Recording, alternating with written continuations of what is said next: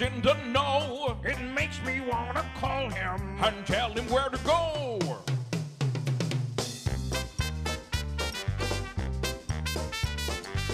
And now let's get things started. Andrew, let's get things started. It's time to get things started. On the most sensational, inspirational, celebrational, Keelerational. This is what we call the Keeler Show.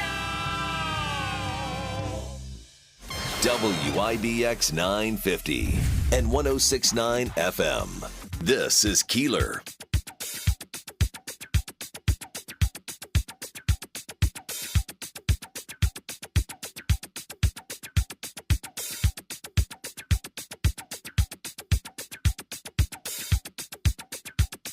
I misjudged things just a little bit, realizing it's going to be 60 degrees today.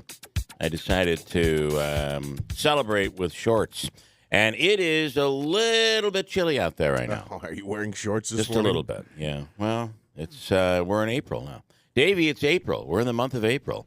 Yep. Baseball season. The Mets and Yankees both looking good over the weekend. Yeah, and Syracuse Mets kick off their season opener tomorrow. I thought they played their home opener, right? No, they've been on the road. They were in they played they were away. Right. Well, that's my point. So it's their home opener. Home opener. They I think they got clobbered yesterday.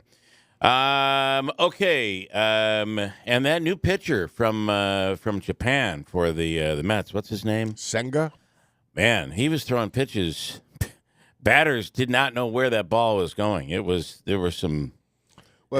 something foreign to them. If I'm not mistaken, he didn't know where the ball was going in the first inning, right? Both pitchers got off to a bad first inning. I think the Mets were up 2-1 after the first inning. I think he had bases loaded, no outs, or bases loaded, one out. All of a sudden he settled in and just was really good. Major League career started with, I think, 5 or 6 consecutive batters reaching base on him, but ultimately he picks up the victory. So, welcome to the Mets. It was impressive. So, where does that take us, right? Who knows? It's all I can say is it's nice after weekend number 1. Yeah, for baseball. Can I start with a little traffic situation? I don't understand what makes people angry. I think I will go to my grave wondering what makes certain people tick in terms of their anger. I don't understand it. So, for instance, you're driving. We're out in the middle of the wilderness. We're in God's country. We're riding on a highway. It's a 2-lane highway, but it's in farm country. I get it. I understand. You have a pickup truck following a tractor. You're going about 22 miles an hour. Mm-hmm. I'm following along. All of a sudden, the dotted line, the yellow lines in the road turn to a dotted line in the road. There is no oncoming traffic. I've decided I'm going to pass you. I'm not angry. I'm not throwing my hand out the window. I'm not flipping you off. I'm just going to pass. I have to go somewhere. You're in my way. I respect what you're doing. I appreciate the crops you create and the milk you milk so that we can be happy and eat too much in America. But we're going 22 miles an hour. So as I pass, the guy's got to throw up the middle finger and, keep thrusting it. It's the thrusting middle finger. Not just the middle finger. It's the thrusting middle finger. Pump it. Pump it. So, but I don't understand why. What did I do? Now, I do understand in my rearview mirror as I was going in my distance, I realized they then turned off into a farm. But I didn't know they were going to turn off. Well, you must know, this is Farmer Joe. He's right up there. That's Farmer Joe's farm. You should have waited. No, I shouldn't have. There was no reason. I did not hurt you. I did not affect your life one bit. What prompts you to be angry with me passing? I can guarantee you, if you were in my vehicle and I were driving the pickup truck and the tractor ahead of you, you would have done the exact same thing. Don't understand that. Another example is this morning. Everything was late this morning. Everything for me was slow motion this morning. And then for some reason, I put my computer somewhere that I don't know how, but as of this morning, from yesterday to this morning, I forgot where I put my laptop. Oh, my gosh. Are you serious? Well, it's the type of thing where Friday, I come home after the show, I put my laptop somewhere. And then my wife had a little get-together, so everything got moved around. Oh, yeah. So now it's Monday morning. And I finally found it ultimately and got on the road. But now we're coming along. I've come to a T in the road. I need to go onto the highway from the street. And it's pretty rough. If you allow a line of traffic to get in front of you, sometimes people in the morning are going to drive about 30 miles an hour. I don't appreciate that. I'm not going to flip you off. I'm not going to double thrust you. I'm not going to do any of that stuff. But I'm going to try to get out as quickly as I can. So car 1 goes by. There's car 2. And then about 8 car lengths back, there's car 3. So once 1 goes by and 2 goes by, I put it into sport mode in my car, which means I can accelerate fast. Okay. So I immediately pop in. I get out, I turn left. I'm inside. What do you think that does, though, to the car that's about 8 car lengths back? Apparently, I have ruined their day. They are now this morning. What an awful way to start your day. And I could tell by the hand and the rings on her finger. I don't think she had any rings on the middle finger. I saw that quite clearly. But she's flipping me off. I apparently ruined her day. How? I don't know. I was right on the rear end of the guy in front of me. She could never have gone any faster. The best she could have done was 1 car length better than she currently was. There is no way I impeded her driving whatsoever or her trip. But she had it in herself where she had to be flipping me off. All of this happened before 6:10 this morning. So what does that tell you about the kind of day you're going to have? I actually think I know what's going on here. You say that, like, in the farmer example, when you passed him, I did nothing wrong there. You said, maybe he thinks everyone knows Farmer Joe's got a red pickup truck, maybe, right? I think what actually is happening is nobody knows about Farmer Joe's pickup. Everyone knows what you drive now. And when they see your that car, might be it. They just like, oh, that's Keeler. That's Keeler. They're like, flip him off. It's not over your driving. It's over your politics. 14 years ago, he made a prank phone call I'll never get over. I do get that stuff. I definitely get that stuff. So I just don't know. And I do understand, when you're on somebody's rear end, they get bothered by that. I understand. I am not that driver, though. I feel like if you're on my rear end and I'm going to be leaving you soon, as soon as what's in front of me is out of my way, you won't see me anymore. And if you are going so fast that I'm doing, whatever I'm doing on a thruway is a great example. You're doing 75 miles an hour on the thruway and a car comes by doing 90. Well, you know what I say? I'm going to get out of your way. I'm not offended by your driving. Mm-hmm. It may be a little bit on the dangerous side. I don't know. Maybe you're good at it. Maybe your tires are extra special. Maybe you have something in your car that will alert you when a police officer is doing a radar check. Maybe I should be following you. But I'm not going to flip out over it. Yeah. I don't understand what makes people so angry on the roads. I don't understand it.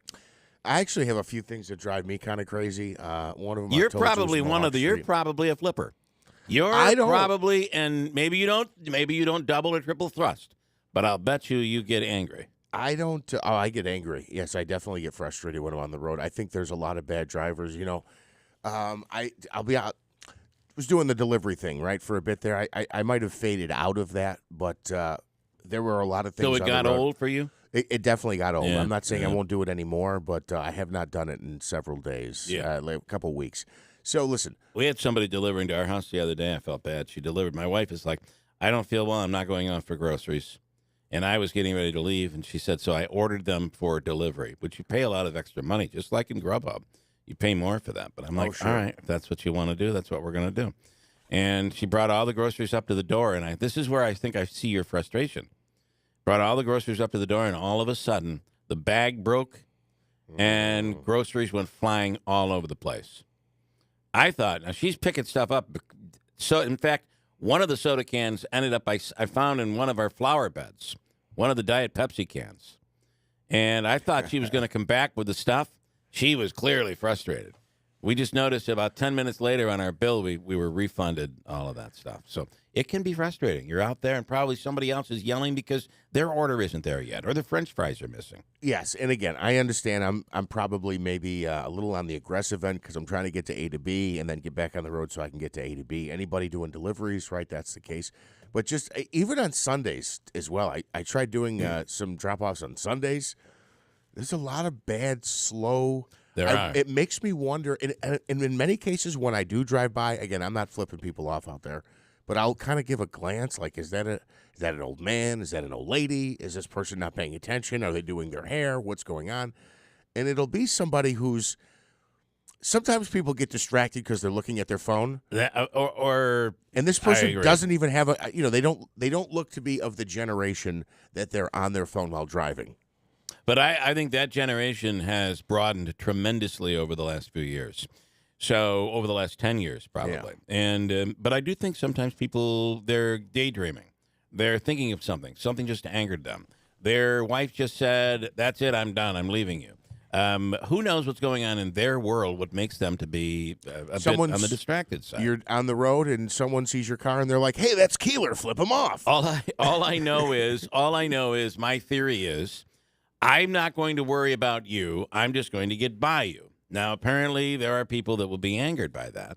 I like the ones that are so focused on their daydreaming, they don't even know you've driven by them. They wouldn't think to gesture because they don't even know. They're going to get to where they're going, and all of a sudden, you'll be like, wow, how did I get here? I'm not sure how I made it here. I don't remember actually making all the turns, but I'm here. I'm here now. This is the one that really you get a reaction out of me again. I'm not the type to go driving around flipping people off. You pull up to a red light. This happens to me on Commercial Drive all the time. Right-hand lane. You can go right on red. There's no traffic coming. The person sits at the light with their blinker on, looking at no traffic coming, and they don't move. Well, to me, that warrants a little beep beep. Not a honk on the horn hard. That means that's an FU. You want just a little beep beep, which says, hey, pal, just letting you know that it's time to go. Yes. You're not being mean. You're trying to be, hey there, how you doing? I've always felt like in that example, though, that's an optional thing. It's not like somebody sitting at a green light. It's somebody at the red light choosing not to take the option. Well, there are a lot of stupid people on the road, and I think there are a lot of people that probably shouldn't be driving. They're all over the place. Whether I can use yet or anymore. You choose how you want to finish that. But the fact is, it is what it is, and we're all just trying to get along out there, and you don't have to automatically assume the person behind you is a gigantic idiot, and maybe they are, but if it doesn't really affect you. And you can get by them and move on your way and do whatever you're doing. Why let it bother you? Why allow that anger to enter your system? It's taking hours off your life. I don't think days yet, but I think hours. The anger, the frustration, the stress you put on yourself is taking hours off your life. So don't do it. I'm sorry I went off on this. It just kind of hit me this morning, and it's way too early in the morning to even have gone through what I went through. And my trip isn't that long. From point A to point B. But, the farm thing, by the way, did not happen this morning. Wayne says, I go into ignore mode. I do that too, Wayne, with drivers, and they hate it more. I see. You're doing it to annoy them. Kind of side look as they try to get your attention. You're right. Don't look at them. Don't look at them. Mm. Yeah. That's probably best. Sometimes you may make eye contact. It goes from a gesture to reaching in the glove compartment. You don't want that. You just don't know what they have inside. All right. The National Weather Service is reporting we're going to have 60-degree weather this week, and today will be 63 degrees, if not warmer. We might get a little rain out of the day, but it's going to be warming up. 50s and 60s. We may dip into the 40s later in the week, but we're going to pop back up. However, the National Weather Service is reporting maybe what they're calling the biggest storm of the year. It's going to start out in the west. It's going to make it through the Great Plains, up into the Great Lakes. Now, the question is, will we see any of it? As of right now, it looks like temperatures are going to be too warm for any snow, but they're talking about blizzard conditions. A blizzard, they say, will be moving across the U.S. By the end of the week, will we see any of it? As of right now, the National Weather Service isn't showing their cards on what we're going to see. But what does meteorologist Craig Flint think? We'll speak with him coming up in a moment. Let me take a breath. Take a moment, because we have a lot of news to get to. Tomorrow, it looks like, is when President Trump is going to make it to New York City. and we'll finally see what these charges are all about. I have a lot to talk about with that. This morning, Luke Perry, professor of political science, is on from Utica University. We'll speak with him. We have a Mohawk Valley Crime Stoppers that's up on our site right now. I want to talk about that perfume heist that occurred a week ago yesterday in New Hartford at, is it Ulta? Yes. I'm going to tell you something. I think that if you look at the video, it's up on our website, I think that one of the suspects is actually smiling as he's or she's walking out of the store with a bundle. You know how much that stuff costs? Yeah, I know. I have a wife and a daughter. Do you know how much that stuff costs? They were making off with loot. We'll speak about that coming up as well. Assemblyman Brian Miller, there's frustration. The budget is still not done. We'll speak with him a little bit. And Tanya Powers will have the latest on President Trump, who is expected to turn himself in yesterday. I have a lot to say about this that probably isn't going to make everybody happy, but I'm just going to tell you like it is. There's no politics in this. Just telling you my take on the whole thing. And take it for what it's worth. Probably absolutely nothing. But let's start with a potential blizzard moving across the U.S. We'll get to meteorologist Craig Flint coming right up. It's 6:37 at WIBX. Refresh and renew your home this spring with Little Falls Lumber. They're fully stocked with secondary grade metal in all colors and 12-foot lengths. An affordable option for fixing utility sheds, roofs, or garages. Looking for lumber and tired of the warped pieces from the big box stores? Then go to Little Falls Lumber, where they stock only premium grade lumber. Stop in to one of their 3 convenient locations: Little Falls, Syracuse, and Schenectady. Little Falls Lumber, helping you refresh and renew this spring. Call 315-823-2470 or visit littlefallslumber.com. The IBEW Local 43 and the National Electrical Contractors Association have been a part of Central New York for over 100 years. The IBEW state-of-the-art training facility offers classroom instruction as well as everyday on-the-job construction training. From the Carrier Dome to our local hospitals, malls, schools, and city buildings, Central New York's future is bright, and the IBEW Local 43 will continue to help light, power, and grow our community. IBEW Nika. Don't wait for spring. Declutter and clean now. You Call, We Haul does it all, offering 14-foot trailer rentals to haul away all that junk. They offer 2-day rentals for $200 plus dump fee. 5-day rentals, $325 plus dump fee. They'll even drop off a trailer to you. Fill the trailer up, and once you're done, give them a call, and they'll haul it all away for you with the first ton on them. Call 315-351-6412 or visit YouCallWeHaulNY.com for your free quote today. It's April, and you know what that means? Taxes are almost due. Jackson Hewitt can help you win tax season. That's the sound of your maximum tax refund. The sound of getting 50% off tax prep. The sound of many of our competitors' prices going up. And the sound of getting to your nearest Jackson Hewitt. Hurry in for 50% off tax prep before this offer expires April 9th. Limited time offer for new clients filing at participating locations. Max value $200. Visit jacksonhewitt.com/50 for terms. Spring is on the way, and if you're looking to make the most of it in a new RV, camper, boat, or trailer, then look to Mohawk Valley FCU.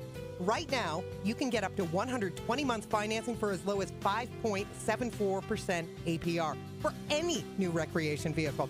That's 120 months of financing for as low as 5.74% APR. Go to MohawkValleyFCU.org for more info and to apply today. Mohawk Valley FCU, member focused, member driven. WIBX 950 and 106.9 FM. This is Keeler. Well, it's 6:40 in the morning, and we had a pretty nice weekend, right? I mean, Saturday was just really nice until it wasn't, right? It's like everything was sunny and beautiful, and then all of a sudden it cooled off, and the clouds came in and the wind came in. We didn't see much of that storm, at least where we are. And then yesterday was sunny but cooler, but things are about to change here. And on the line right now from WTR and Fox 33 is Chief Meteorologist Craig Flint. Good morning. Good morning. Good morning, Keeler. How are you? Great. Okay. Let's start by talking about we're in the midst of a real springtime transition here. Yeah. And you know what? It's a little bit more consistent. So yesterday, like you, it was a nice recap of the weekend you did. I mean, beautiful Saturday until it wasn't. You know, we had that cold through. There were a few gusty thunderstorms I was watching Saturday. Yesterday, just Bluebird Day, obviously cooler. That's been the case. Should be used to that at this point here in the Mohawk Valley. But it looks like we're at least going to finally get a little bit more consistency going through this week in terms of feeling like spring. So that means 50s to near 60, and maybe even upper 60s to near 70 for a day here by, say, Wednesday. But as is usually the case, that type of temperature and that type of weather comes with a price. So probably another round of wet weather by midweek. Today shouldn't be bad. We should get up into the low 60s. Probably more clouds coming in by the afternoon and probably a few rain showers by the evening. But definitely looks a little bit more consistent as we go through the week. And, of course, next week, Easter already here. Hard to believe. We'll see how the weather looks for Easter Sunday. But right now, actually looks pretty good, milder. I got to say the hard to believe thing. We do it every. It's Memorial Day. Can you believe it? Hard to believe it's already Memorial Day. But I do feel that tremendously this year with Easter, and maybe it's just everything going on in my family and in our world. And maybe there are those that are following through. And this is, of course, it's Easter. Of course, Palm Sunday was yesterday, and Good Friday is coming up this week. But it does seem like, wow, I can't believe it's already Easter this Sunday. I know. I was actually talking with Jamie, my co-anchor, about that. She said, Easter's this coming weekend. I was like, it is. Yeah. Is it early this year or something? I don't know. I know. Yeah. So yeah. Now I was reading a story that the National Weather Service meteorologists are predicting a blizzard that's going to be coming across the Midwest. And even at this point, they say making its way into Minnesota. So do we see any of that? It looks like our temperatures are too warm for snow. Yeah, these storms go west. So once these storms track west up to the Great Lakes, we get the warm air flooding north. So, I don't see, certainly not a blizzard at all. Could there be some wet snow showers here or there overnight? Yeah. Okay. But nothing major in terms of any snow. You never want to rule it out because, like you and I have talked about before, it can happen in April and even into May. But I don't see any indications of that happening right now. All right. So warmer weather, but with that comes wetter weather, and it's the whole April showers thing. We shouldn't be surprised, but it does feel good to not have to have your furnace cranking right now. That's true. Yeah. We could give those puppies a break for a little while. I think it's well deserved. Okay, although we did. I'll ask you one final. This is more of a Farmer's Almanac / my mom type comment. So my mother the other day said, "I'm still worried we're going to pay in some way. Maybe it'll be this summer with hotter temperatures or wetter weather." But we're going to pay for the mild winter. Have you seen any history through weather patterns that we pay for a milder winter? What are your thoughts? Well, my thoughts real quick for you are, I'll give you two. First, from the meteorology side of it, it usually always averages out somehow, Yeah. So I don't know if we're gonna pay necessarily for a hot summer. It's still too early to tell. That's a bold prediction. But weather usually does average out in some way or another. However, I don't really have any thoughts just yet going forward on what the summer's going to be like. Number two, real quick on the Farmer's Almanac. Look, I know a lot of people read it, and it's a great little book, and it's trivia, and I read it too, but they were completely wrong this winter. Yeah. They were. Yeah. They were completely wrong. So take heart in what the Farmer's Almanac, or I should say, take it with a grain of salt for what the Farmer's Almanac has to say for the summer. And one more quickie. The Cooperative Extension, Cornell Cooperative Extension, announced the new growing restrictions, or I guess it would be more advice, the recommendations that they give. And they've moved up the first time in 10 years they've moved up the growing season. So certain things that you couldn't put out until maybe May 1st, you couldn't plant until June 1st. There's even tomatoes. I think they're saying you could plant your tomatoes in May. Normally you'd wait till after Memorial Day. We are getting warmer, right? Because basically that's what the growing experts are saying. That's a lot to unpack there in one question. We could do a whole show on just that. Yeah. I would say plant at your own risk. It's central New York. That's a good point. And things can happen, even into May. Yeah. But that's just part of the greater discussion that is climate change, and that's a lot to unpack at 6:40 in the morning. Very good point, because that'll get people arguing. Let me tell you, that'll get them fighting. Exactly, So, yeah. exactly. Craig Flint, as always, will be watching. Thank you so much from WTR and Fox 33. Have a wonderful weather week. Thank you. Take care. All right. That is Craig Flint. I do like how he lays it out there, and he's not willing to go into the extremes. He's just basically saying, here's where we are, and he's also saying that all this talk about this blizzard coming across the country, it probably is not going to affect us the way it is. Blizzard-like conditions in the Midwest. It's wild. I was just going to say, you talk about the best time of year to plant your tomatoes. Look, I say don't waste your time. Just buy them at the grocery That's store. Right. You could do it. Where who knows this year? It may be part of the shortage, right? I'm kidding. There's a lot of great stuff that you can grow out of the ground, and people seem to like it a little more when like the sweat equity that went into something. When you're kind of behind, it has a feel. Yeah, there's a little extra appreciation, and it tastes that much better too. Obviously, if you're in farming, that's what you do. It's nice to be able to go out and taste your own fresh. Make a sandwich with a tomato, and or even grow a lot of tomatoes and make sauce with a tomato, and use a fresh tomato that you just picked. That's really kind of cool. But there are different ways. You can plant from the seed, or you can go to your local green place, or I don't know, the Amish, wherever you get your stuff, and the plants are already 6-8 inches tall, and then you put them in the ground in June. You got a real head start. So however you want to do it. But the Cooperative Extension, we should get them this week to talk about this. They're talking about the growing season has been moved back further into April. And I find that kind of interesting. You do feel it, though, right? We do feel it. The winters aren't what they use. If you're a snowmobiler, you're probably better than any science, meteorologist, weather person. If you're a snowmobiler, you realize... And especially if you've been snowmobiling for many years, you know that or skiing, you don't have the seasons that you used to have. Call it cyclical, whatever you want. I get it, but you can say you've not had the use here that you've had in years past and decades past when it comes to snowmobiling and skiing. Yeah, don't listen to the forecasters. Just listen to the guy who's like, we used to ride every year, man. We can't ride no more. Now we got to drive north. And no disrespect to the farmers who I took a jab at there and the snowmobilers. I'm just playing around on a Monday morning. Have you gotten into this rabbit hole at all about the polar?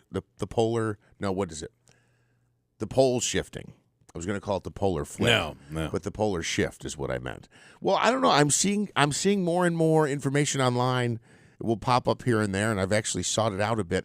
And at first I thought it was a conspiracy theory, and I don't know. I see more and more interviews about how the every 600 years, ever so many years, that the poles shift, and that we're kind of experiencing that now. And, people have been talking about this for a little bit, but then when you get a major snowstorm in Southern California and we get one of the warmest winters we've ever had, they start talking about it twice as much.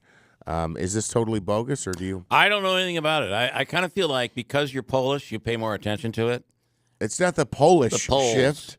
Yeah, the Poles it's the polar shift. The Poles have decided not to get into the war. These Poles got it backwards. I don't know anything about that. I'll have to look that up. I'm sure there's something on YouTube that I could fall into and keep watching and watching even more. That's quite interesting. I have been focused on all the weekend talk of the ultimate arrest of former President Donald Trump, which Tomorrow we'll get a chance to hear the charges. So here's my little take on it. There are people calling for Trump to be perp walked. There are people calling for the DA in New York to be fired. Lee Zeldin came out over the weekend saying if I had become governor, he would be fired right now. I think all of this talk is political talk, and people should just shut up. That's just how I feel. Here's where my take is, my world take. No one is above the law. President Trump has broken the law, and it can be proven, and it's severe enough. I think there's a point here. How far are we going to go in this? It's been quite some time. Is this severe enough? The problem is we don't know because we don't know the charges, and they won't come out until tomorrow. At some point, we'll be able to hear what the charges are, and until then, I don't think we should pass any judgment. You have no idea what they have, and I think if you're coming out now and claiming he's completely innocent or there shouldn't be charges, I don't believe a former president, is above the law and should not ever be above the law. However, I would hope that this DA has this case really thought out very carefully. And I would hope that it is serious enough to be bringing it as far as he has brought this case through the grand jury. I would hope it is serious enough to charge a former president. And we won't know that until it's out. And if it is not, if it is a weak case, and because there are two other cases out there that are probably much more serious. We don't know because we haven't seen the charges. But I would hope this DA has this thing buttoned up, and it is a serious enough case to bring charges against a former president. If not, then I would join the people saying he should be fired. Not sure if you had a chance. I just had to look up his name. I couldn't remember it. Cy Vance is the former Manhattan I watched DA. his interview yesterday. It was really interesting. I'm not going to try to summarize it. Well, I'll just if tell you people notice to go check it out. One of the things that he said yesterday on Meet the Press is that yes, he did not pursue this case. He said, but it wasn't because I didn't want to. I was told to step down, and he added to that by saying, based on after we were able to convict the attorney there, Cohen, it confused me why we weren't then taking the case to the next step.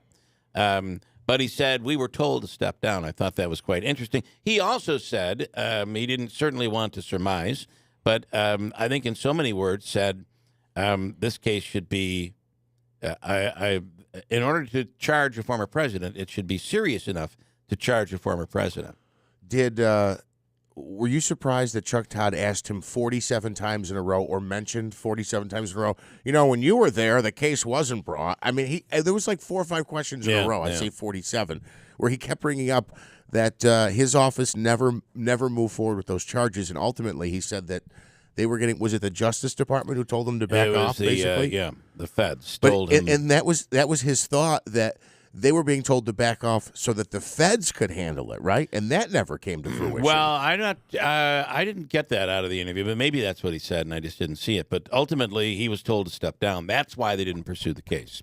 But, obviously, this is his successor, so he was being very careful on what he would say. He certainly didn't want to be in a position where he was criticizing him. But ultimately, I think that, there are a lot of people prematurely making comments here. If he truly did commit a serious crime, like if he's out there fudging numbers, and President Trump, it can be proven that he was a part of fudging numbers, that's not something that is that serious. That would be something that would be serious. And I just think you have to wait and see. If it's a minor case, because ultimately a deal can be put together where you could come to an agreement with Stormy Daniels where she shuts up and she gets a payment. It's called a settlement agreement. I think that would be perfectly fine and not illegal. If they didn't use campaign funds, or you can't prove that they used campaign funds, then it's not something worth pursuing here. So is this an overzealous DA who has weaponized the district attorney's position? If that's the case, and it looks that way after the charges are released, then have at it. But we don't know yet. So all I say is let's wait and see. And then, again, you are correct that we don't know, but the fact that this is a prosecutor who was talked about, and of course had the internal letter about, you're not going to prosecute. We're not going to prosecute these kind of crimes. I think it's harassment, trespassing. There's a number of crimes. Yeah, it does sound like that. He basically said we will not. But we will again, not pursue these. but again, we don't know what the charges are. Correct. So after Tuesday, after we all know what these charges are, then I think you have every opportunity to be critical. But it's hard to be critical right now when you don't know. What if there's a smoking gun that was discovered during testimony and it hasn't leaked out yet? I mean, I kind of find that to be unlikely. But let's see what happens first, and then just follow the proper timeline.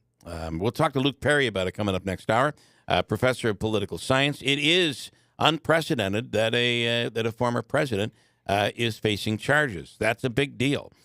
So we'll speak with him a little bit later on. Tanya Powers has an update on how this whole thing is going to play out tomorrow. And then I have an update on an opinion here, I should say, on the warm weathers that we've seen and what it all means. So Ed Welsh, of course, 30-plus year host of Auto Talk, and he did more than get behind the motor vehicles. He likes to snowmobile as well. Ed said, I've been riding for 50 years.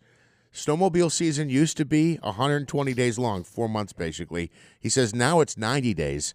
And look, I think that's even on average because people will tell you down here, this part of the valley, Utica, Rome, I shouldn't say Rome, Utica, New Hartford area, that we don't get the snow that we used to. Obviously, when you go up north to a certain point, you'll find it. Well, when you think about where he said it used to be 120 days and it's now 90 days, that is significant. That's an entire month. Oh, yeah. Taken off the snowmobiling season. And that's why I really kind of, they're the ones who know because they invest in their snowmobiles and their gear and the trailers and what have you. Now the trailer becomes a lot more valuable, doesn't it? Putting a hitch on your vehicle and having a trailer so you can take the snowmobiles up north where you have a better snowmobiling season. So it is what it is, folks. All I can say is I'm glad to see things warming up. We'll be in the low 60s today. News is coming up straight ahead. Stand by at WIBX. From screen printing and embroidery to promotional products and online shops, it's all under one new roof at Max's Print Shop in Marcy. Order anytime and any quantity in person or online at maxsprintshop.com. Since 1978, we pride ourselves on personally meeting every customer's need. We can take your project from design to production. And remember, Max's Print Shop will stitch anything. And we mean anything in the Utica, Rome area. Find us at 9555 River Road in Marcy or online at maxsprintshop.com. Get in zone, AutoZone. Welcome to AutoZone, America's #1 brakes destination. We have the pads, rotors, drums, shoes, and brake fluids to improve your stopping power. Right now, save 15% when you get any 2 Duralast rotors with a set of Duralast brake pads. Missing a tool? Ask about our free Loan-A-Tool program and borrow the tools you need to get the job done. Get in zone, AutoZone. Claim based on data from the MPD Group 2021. Deposit required for Loan-A-Tool. Prescriptions require an online consultation with a healthcare provider who will determine if appropriate. Restrictions apply. See website for details and important safety information. Subscription required. Price varies based on product and subscription plan.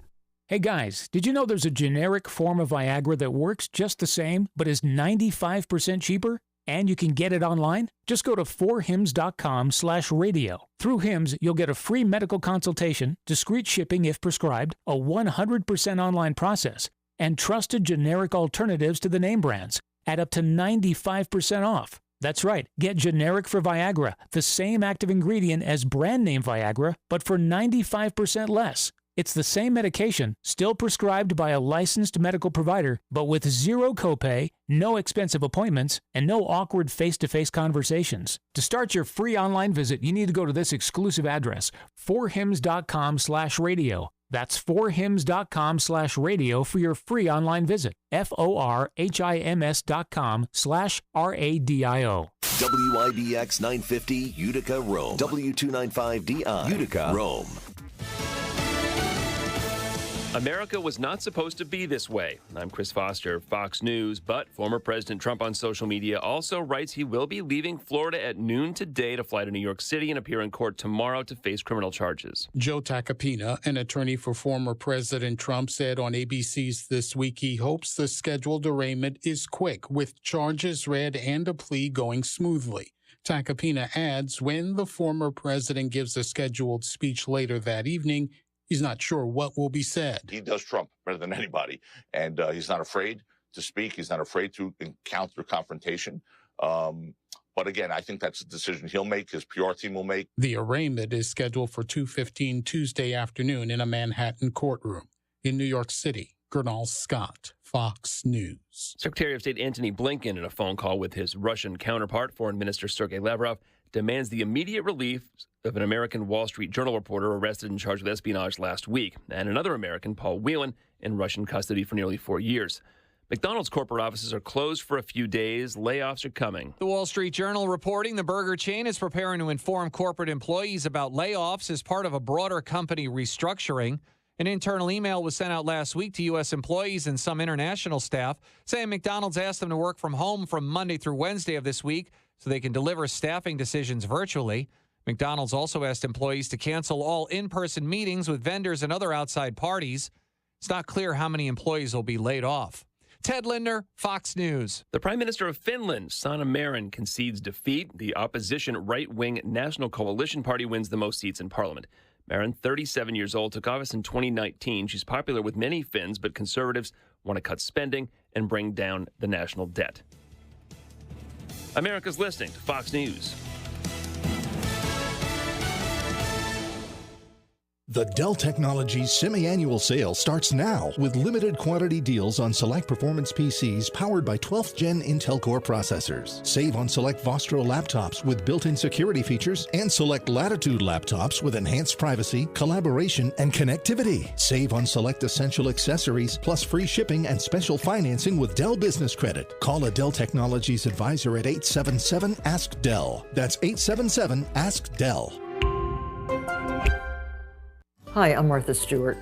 Every year, more than 4 million pets enter shelters here in the United States. My friends at American Humane have been helping animals since 1877. The goal is to ensure that pets have a safe shelter, especially during natural disasters. Adopting a shelter pet allows shelters to help more animals awaiting care. Please consider adopting today and take some time to learn more about American Humane's other work at americanhumane.org.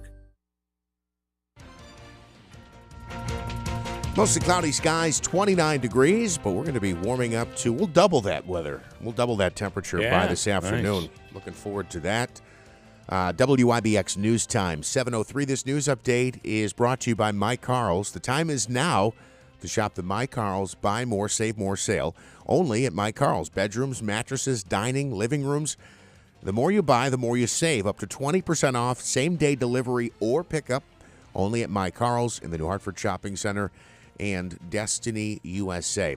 Well, the state budget deadline has come and gone with no agreement in place. Lawmakers back at the state capitol in Albany today to try to hammer out a deal. Both the Senate and Assembly were sent home on Friday, just hours before the deadline, which was midnight Saturday. According to reports, the issues that are still holding up the budget from being passed: affordable housing and bail reform, the issues we told you about last week. If an emergency spending measure is not approved by the end of the day today, it's possible that state workers might not receive their next paychecks on time. Police in New Hartford looking for information identifying several individuals involved in a coordinated theft at a New Hartford retailer. Video and images you can find at WIBX950.com show a group of 4 people stealing numerous fragrances from the Ulta Beauty location on Commercial Drive. The footage is from inside the store last Sunday, March 26th. It seems the 4 suspects loaded items into duffel bags and simply walked out of the store. Again, you can find that video on our website. Anyone with information is asked to contact New Hartford Police or Mohawk Valley Crime Stoppers. A 23-year-old Utica man wanted on outstanding warrants, facing more charges after being caught with a gun, police say. An investigator with the GIVE unit saw Luau walking on South Street and was aware he had outstanding warrants. A foot chase ensued. It's alleged that Luau was carrying the gun in hand as he ran at one point, then took the clip out, tossed that, and tossed the gun as well.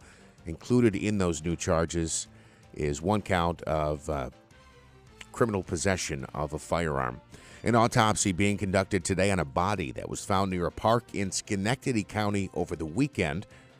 A man's remains were discovered near Lions Park in Niskayuna Saturday afternoon. Officials say it appears his body had been in the water for an extended period of time. The name of the individual has not yet been released. And the New York State DOT says work will begin today on a busy portion of Interstate 81, northbound ramps at 24A and 24B, which provide access to the Onondaga Lake Parkway and Old Liverpool Road in Salina. Detours will be posted in that area, but it's part of the overall giant-sized project regarding Interstate 81 in the Syracuse area. Your WIBX Weather Center forecast comes to you from Eyewitness News Chief Meteorologist Craig Flint. Mostly sunny skies today and nice, a high of 62, 63 degrees.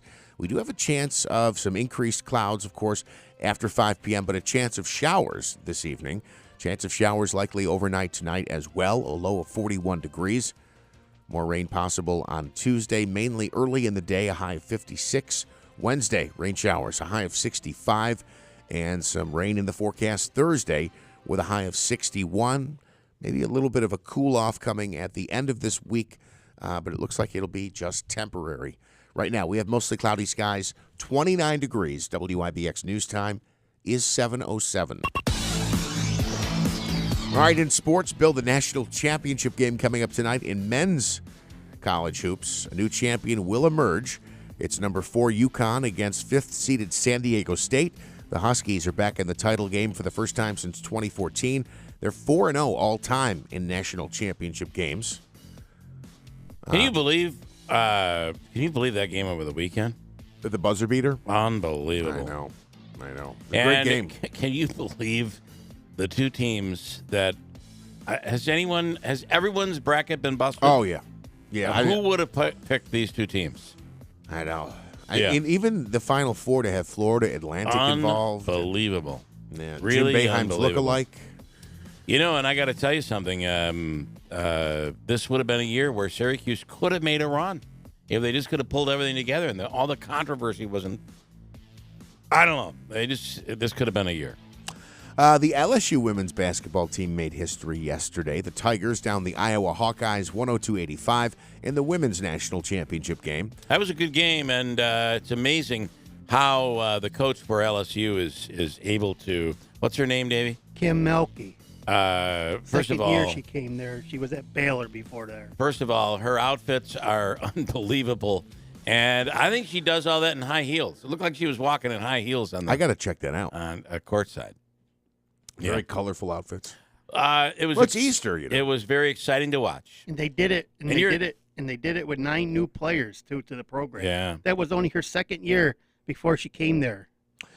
Jasmine Carson off the bench for LSU, 22 points on 5 of 6 shooting from three-point range. What do I want to mention? I didn't even get to baseball yet. The Yankees a 6-0 win on Sunday against the Giants. They're 2-1. Judge, Stanton, and Higashioka all went deep yesterday. Senga impresses in his debut for the Mets, although it was a rough start in the first inning. The Mets did beat the Marlins 5-1. Senga struck out 8, picking up his first career win. Tommy Pham a home run for the Mets. The Mets are off to a 3-1 start. And the Comets this weekend, they dropped 2 games against Rochester, but ended the weekend with a victory at the Adirondack Bank Center as they had a 3-0 lead on Friday night in the third period. The Comets? Yeah. And they lost 4-3? Yeah. Oh, my. Yeah. I didn't know that. They did get a 5-4 shootout win against Syracuse yesterday, and that's significant because just 5 games left for Utica, and that pulls them to within 1 point of the Syracuse Crunch in the standings. Right now, Utica in third in the North Division. They had been in second for quite some time. Right. Last week they were in second place. Yeah. So they're now chasing the Crunch. They'll wrap up the regular season against the Crunch coming up on April 15th. But the Comets look to be playoff bound, and only 5 games left in the season. Okay, listen, we're going to break. We'll come back. We'll talk about this is Earth. I don't know if you realize Earth Day is coming up, I believe. And this is Earth Month. So we've now expanded to the whole month. I don't know. Yes. It's all about saving the environment. So Earth Month. Be prepared. This month is Earth Month. And we'll speak with somebody on that coming up a little bit later on in the hour. Luke Perry on the unprecedented indictment of a former president. Trump will be in New York tomorrow. There's going to be a rally. How he handles this, I really feel he could take advantage of this and broaden his support. He could also handle it in a way that incites unrest and violence, which to me would shrink his support. So which is it going to be tomorrow night? I hope it's the one that so many people don't expect, right? Even Bill Barr over the weekend said Trump should not testify on his own behalf because he is completely uncontrollable. Believe me. That was Bill Barr. Now, some say the two of them don't necessarily get along anymore, but this is his I think this is a great opportunity for Trump to truly come off as the victim and to take the responsible road. And I'm just saying, that was a good one, Bill. He could expand his support. This week could be a very big week for his campaign. Let's see what I know you don't think it's going to happen, but I think there's a real possibility. One thing Trump is good at is surprising people. Hey, I didn't say it wasn't going to happen. I said that was a good joke. I didn't say it wasn't going to happen. Anyway, we'll speak with Luke Perry about that from a constitutional standpoint. Is this the end of democracy as we know it? Depends on who you're talking to. There are those out there that say that just the mere indictment alone is horrific for democracy in America. We'll speak with Luke about all of that coming up. Also, Hobica's free money question of the day. We'll get into that coming up in a few minutes here. 712, the WIBX. Are you sick of being just a number or doing a mindless job? Become a craftsman in a trade. Become an IBEW electrician. The IBEW and the Electrician Training Alliance will give you all the tools necessary at their state-of-the-art training facility. Earn as you learn. Paid training while you get your certification. What are you waiting for? Become an IBEW Local 43 electrician. Call or go online today to learn more. Find your career at IBEW and let the Electrician Training Alliance light up your future. Honey, why are you peeking out the window and spying on the neighbors? I can't stop watching what they're doing to their house. Look at that. They added a sunroom and put in a pool. Do you think they won the lottery? No, not the lottery. Julie and Jeff got a home equity loan from Adirondack Bank. They're using the equity from their home to renovate. Really? Yes, Adirondack Bank has home equity rates as low as 3.99% annual percentage rate. You can access the equity in your home to fund almost anything. Huh. Maybe we should call Adirondack Bank. What about a new kitchen? Wouldn't that be awesome? Well, then, of course, we would need new furniture, and we could repair the roof. Oh, and even take that trip to Italy that we've always talked about. And, of course, I need a new car. Slow down, honey. Let's go talk to the experts at Adirondack Bank. Stop into your local Adirondack Bank for more information on home equity loan rates as low as 3.99% APR. Or call 877-404-2265 for credit costs and terms. Apply today at AdirondackBank.com. Equal housing lender, member FDIC. Hi, Laura here from the Old Wicker Mill. Do you realize Easter is early this year? It's this Sunday. Are you ready? Not to worry, the Old Wicker Mill has everything you need to make your Easter perfect. There's goodies like jelly beans, chocolate pizza, chocolate-covered Peeps, chocolate-covered Oreos, and fun toys, books, puzzles, and a new large shipment of Squishmallows just arrived to fill those little ones' Easter baskets. Maybe your team would like something unconventional, like a Bog bag, Vera Bradley tote, or maybe a Pandora ring. And of course, you'll need something new to wear. The Old Wicker Mill was voted the best women's fashion store in Central New York, with great brands like Habitat, Charlie B, Jess and Jane, Lulu B, and Ethel, just to name a few. So I'm sure you'll find the perfect new addition to your wardrobe for Easter, or just spring. So for all your Easter needs, it's the Old Wicker Mill. We're conveniently located at the New Hartford Shopping Center. And remember, everything we carry is fun, functional, and affordable. Warner Sales and Service. Building relationships, building trust. This is Lynn from Warner Sales and Service. Mow like a pro with Hustler Turf Zero-Turn Mowers. Hustler mowers are designed to be maintenance and service friendly for the everyday homeowner while not sacrificing the build and cut quality they're known for. From the heavy-duty frame to the welded steel deck to their trademark smooth track steering, Hustler Turf Zero-Turn Mowers deliver professional-grade cut quality for a perfectly manicured lawn. It's your chance to be the envy of your neighborhood. Come see us at Warner Sales and Service on the Greenway New London Road in Rome. just off Route 365 between Rome and Verona. And we'll guide you to the right mower for your property and your budget. Find us at warnerss.com. Warner's, where quality still counts. At Warner's. I always wanted to learn Spanish, but I never thought I'd have the time. Then I discovered Babbel. Babbel's lessons are fun. They only take like 10 or 15 minutes, and in 3 weeks, presto, you're starting to speak another language, like magic. I love that Babbel's lessons aren't just robots talking. They're voiced by native speakers, so you get the pronunciation just right. If you want to learn a language, there's no faster, easier, better way than Babbel. Babbel. Babbel. Go to babbel.com to try for free. That's BABBEL.com. Babbel.com. Spring brings all around us the promise of new life and new beginnings. Those new beginnings can mean a number of different things. For many in our area, a new beginning can mean the difference between living a life of purpose or a life of despair. There are many whose bad choices have led them into a world of substance abuse, while others have innocently suffered neglect and abuse. Each person deserves a chance at a new beginning, and you can help make that happen with a simple donation to the Rome Rescue Mission. The Rome Rescue Mission strives to meet basic needs such as food and clothing, but more importantly, provides emotional and spiritual support. This spring, as we celebrate the resurrection of Jesus, consider providing a new life for someone who needs it. Please donate now at romemission.org. That's romemission.org. Rome Rescue Mission. A hand up, not a handout.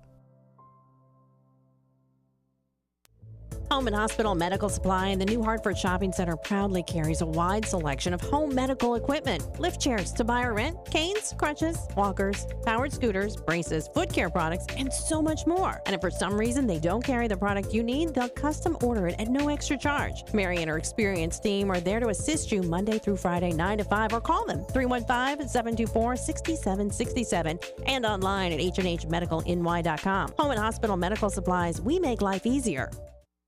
WIBX 950 and 106.9 FM.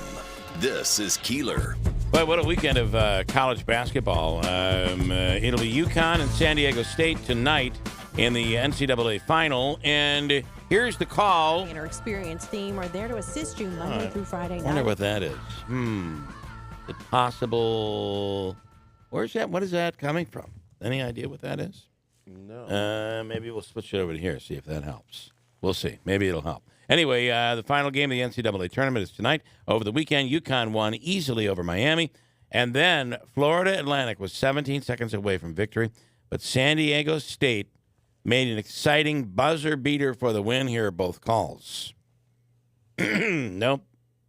Ski Express heading to a Monday night championship appearance with its fifth straight double-digit victory.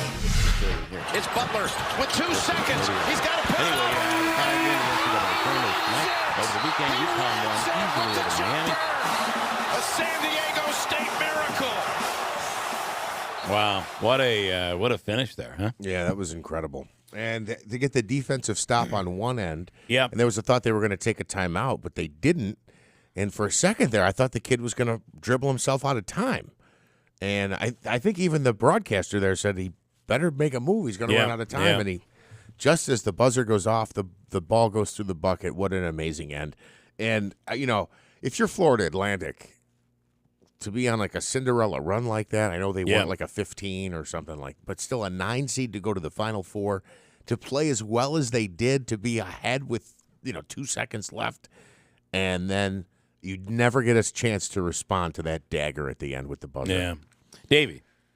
This is going to be Jim Nance's last game tonight because he's retiring as play-by-play announcer. Oh, he is? Yeah. Goodbye, he's still going to do golf, though, He's still doing golf and NFL, but this is his last time calling the national championship. Iron Eagle is going to be taking his place next year. Okay, all right. And, of course, I didn't see the game on Saturday because it was the first night of WrestleMania. Oh, right. I mean, the real sport.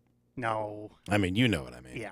Of course. So that's something interesting, I guess, worth noting since you mentioned it. First, let me say hello, friends. Goodbye, friends. Thursday, the Masters. You'll get Jim Nance a Tiger's playing. healthy dose there. Tiger is playing. He was there yesterday playing he played five holes, and he's going to have a news conference on Tuesday. They said he arrived yesterday.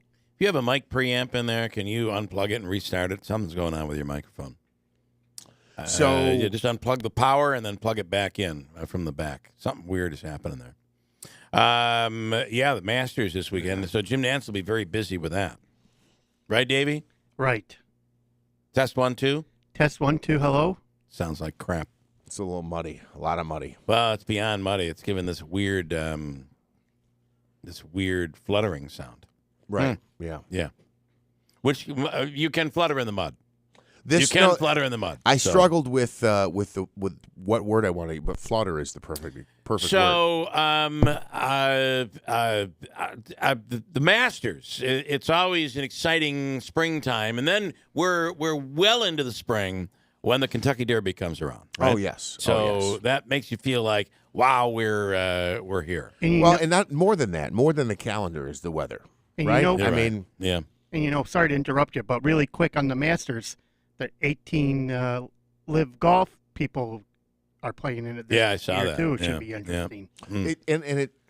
Interesting is the word I have to say, because what was the Players Championship? They consider that the fifth. But that was boring to me. But there was no live guys in it, right? Yeah, boring. I want to see the top names in golf compete. Tiger's competing, and I'm excited about that because you never know when he can make a run, and probably not. Imagine I told you this, guys, last week off record. Imagine if one of these live golfers wins the Masters this year. Is that a problem though? Because it's just controversial, I guess. Yeah, because they get paid for playing. Yeah. Well, Brooks Koepka won yesterday in Orlando. He got $4.5 million for winning, and plus his team got second place, wins money too for even the four members. I want to switch gears, Davey, to keep you with this because I know you're a big country music fan. The 2023 CMT Music Awards were held last night. I'll tell you the truth. I did not watch any of them, but I know I saw some of the winners because it was WrestleMania last night. It was Saturday and Sunday. The real sport. Yeah. Kelsey Ballerini did a cold open speaking about the gun violence in America. Here we go. On March 27th, 2023, 3 9-year-olds, along with Dr. Catherine Kuntz, Cynthia Peak, and Mike Hill, walked into the Covenant School and didn't walk out. The community of sorrow over this and the 130 mass shootings in the U.S. this year alone stretches from coast to coast. I wanted to personally stand up here and share this moment because on August 21st, 2008, I watched Ryan McDonald, my 15-year-old classmate, lose his life to a gun in our cafeteria. I pray that the closeness and the community that we feel through the next few hours of music can soon turn into action, like real action, that moves us forward together to create change for the safety of our kids and our loved ones. Mm-hmm. Do you see that as being political? I mean, I think I do. I know Davey's saying no, but she's talking about gun control, gun legislation. So, but, and you saw that all weekend long on different events, and I know there are people saying, even in country music, are you kidding me? They got to politicize everything in these award shows. Why do they have to do that?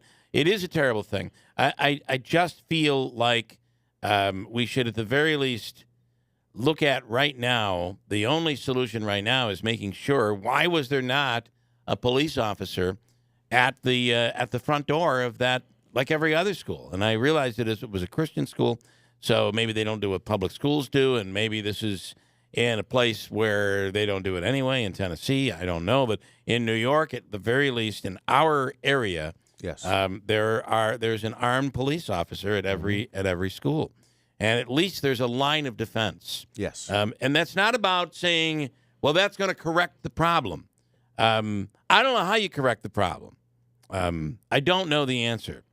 But I do know that protecting the kids at this point, knowing that this could happen, is the right thing to do. And I think Oneida County and surrounding counties have done the right thing by making sure there is a police officer, a police presence at every school. It's a sad thing. It's a sad thing that we have to do it. I believe it should be referred to as SROs, school resource. I don't know if it's resource officer. I apologize. I might have goofed up the acronym, but no, I'm either very way, it's a grateful cop. and appreciative that they have that in our local schools. Yes, it's a police officer. Yes, whether retired or what have you, it's important. 2023 Country Music Awards, CMT Music Awards, had a big country rock mix last night. Davey, do you like that when they do that? Yes, I do. Okay. The finale of the show was a tribute to Gary Rosington of the band Leonard Skinner. Corey Johnson sang along with Bad Company's Paul Rogers on Simple Man. The band contained Billy Gibbons of ZZ Top, Slash, Warren Haynes, and backup singers Leanne Rimes and Winona Judd. Peter Frampton did the introduction. I have a little audio here as we go country. Is this another political speech? As we go country crossover at the CMT Awards last night. My mama told me when I was young. I don't know what's going on. I don't know what's happening. Son, listen closely, oh baby, to what I say. And if you do this, it will help you some sunny day. That's a great tribute. The fact is, though, nothing like the original. Not even close. You just can't get there. Not They even also, Cody Paul and Billy Gibbons sang Sweet Home Alabama. Here we go.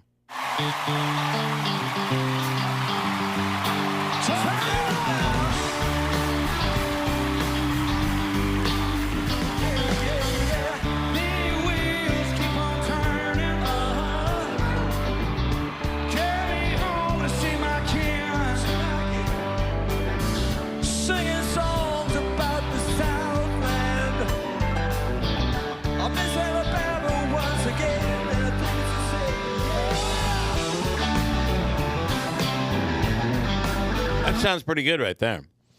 Yeah, that was better, but how does that go over the whole gun conversation in country music where they're constantly talking about their guns? No? You would disagree with that? That was a little strong. Yeah. Maybe that was a little strong. And you know, the open was different from, you know, there's probably an hour in between before that happened. Winona Judd called out her mom as they did another rock crossover. A cover of Foreigner's I Want to Know What Love Is. She sang that with Ashley McBride. Here's music on that one. Oh, I don't like this. Oh, way to ruin the song. I guess if you're a country music lover, you don't feel that way. Like, wow, that's a beautiful song. I will say what you just said to the opening monologue. I guess if you're a country music fan, you don't feel that way. Let's see. In terms of, and on top of it, Darius Rucker and the Black Crowes were performing. Did this song. This was a huge rock crossover.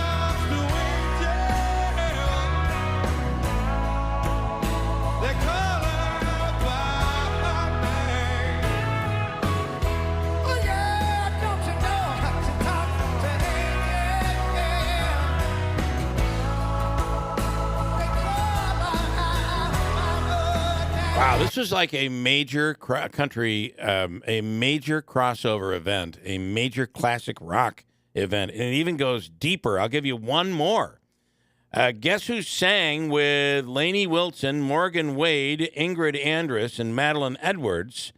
Alanis Morissette. Really? And they did her song, You Oughta Know. Oh, oh. And here's audio on that one.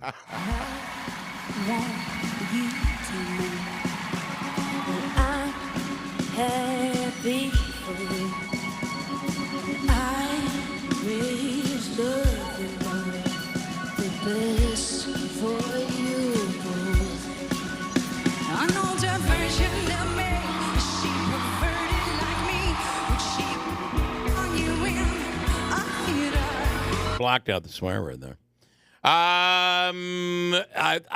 know what happens in country music when this goes on? I was starting in radio in the early 1980s when the urban cowboy thing was a big deal, and Alabama came along, and you had all these former rock acts that were having country hits. Willie Nelson and Julio Iglesias, right, came out and did To All the Girls I've Loved Before, and all of that stuff. It was a real pop rock influence in country music. And the country purist hated it. Yes. Hated it. Yeah. And I wonder if they feel the same way today. But listen, there is a mix between the country music of today and the classic rock of yesterday. Yeah, although I'm not sure where Alanis Morissette fits into classic rock, to be honest. There seems to be really a lot of blending that goes on with the different genres. I mean, we've even seen country rap and country hip hop, or what do they call it when they cross over country and kind of a rap music? Smitty, do you have a name for it? I don't even know what that is. No. You know what I'm talking about, though? Yeah. Yes. Okay. All I can say is I wonder what the ratings will be like with that when it's all said and done. Interesting. And then a rookie pilot from Michigan pulled off an emergency landing after the front wheel came off during the flight. Man, you feel screwed, right? Yeah. It's like the wheels are coming off, literally. Literally. Here's some footage of people watching the 21-year-old female pilot, 21-year-old, and it's a female, Taylor Hash, successfully landing the damaged plane. They're about to land. They're landing right now, I think. That's them. Good looking landing. Yeah. Nice. There's a strike. Okay, that was a waste of audio. Yeah, I didn't hear one What thing. the hell that was? It was all these guys being like, I can't believe she's doing it. That's basically what they were saying in pilot talk, I guess. But really, when you think about it, she landed that plane without a front wheel. That's incredible. So I would have to imagine that the nose of the plane was rubbing and smashing against the ground. She was able to kind of keep the nose up. Now, that's unbelievable. And then at some point it had to come down, but, wow, that's a pretty darn impressive landing. She, a rookie pilot, at 21, pulled off that landing at age 21. Boys, huh? We're going to do a free money question of the day. It's from the Hobeika Law Firm. Let me explain to you how this works if you've never heard. It's very and this will give you how the hell are we going to do this, Davey? We have no phone lines. I'll figure it out. We're going to figure it out. Maybe I'll just start calling random people on my phone. We see could if do somebody will answer. the app thing again where we call them. Why don't we do that? So if you have the app, or I don't know, you can't do it on YouTube because you don't want to give up your number. When you message it on the app, it only goes to us and the 17 other people who monitor our app here in the building. But it doesn't go to the public. So therefore, if you'd like to play today's free money question of the day, message Jeff on our app. And to get the app, you just download the app in the Google Play Store or the Apple Store. I guess Google Play or the Apple Store. It's absolutely free. You download it. You can message to us. And when our phone lines go down, like they are now, currently, you're still able to communicate with us. To say things like, I think you're full of blank. And you don't get censored on the app. You can say it the way you want to say it. A couple of comments via the WIBX 950 app, and I won't censor you. FX in New Hartford says, I would love to hear Scott McNamara's take on Alvin Bragg and prosecuting a former president where the statute of limitations is long gone. I think there's more to it than that. However, that's one of the people that I'd like to get tomorrow and possibly even Wednesday afterwards to get Scott's take on this as a prosecutor. I completely agree with that. Bill in Deerfield says this is regarding the snowmobiling, that it seems to be a shorter season, and we've certainly had some milder winters of late. He said it also doesn't help that DEC has lengthened hunting season until January 1st. Slows the everything trails down, can't yeah. open as long, and there's an open big game season. That was a big controversy this week. Yep. So using the app, if you want to play the free money question, here's how it'll work. You'll message in on the app with your phone number, and we'll select the first person in, and that person right now will call you back and do it over the cell phone and make the whole thing work here this morning. It's a chance to win $100 plus more from the Hobeika Law Firm, Joseph and Andrew Hobeika, at 315-724-1600 is their number. Excellent. Right? I was going to help you there. Message in to Manaski right now through the app, and we'll get you into the contest coming up next. Give us 3 minutes. Message in now, 73. No, you can't. Sorry, it's just old habit.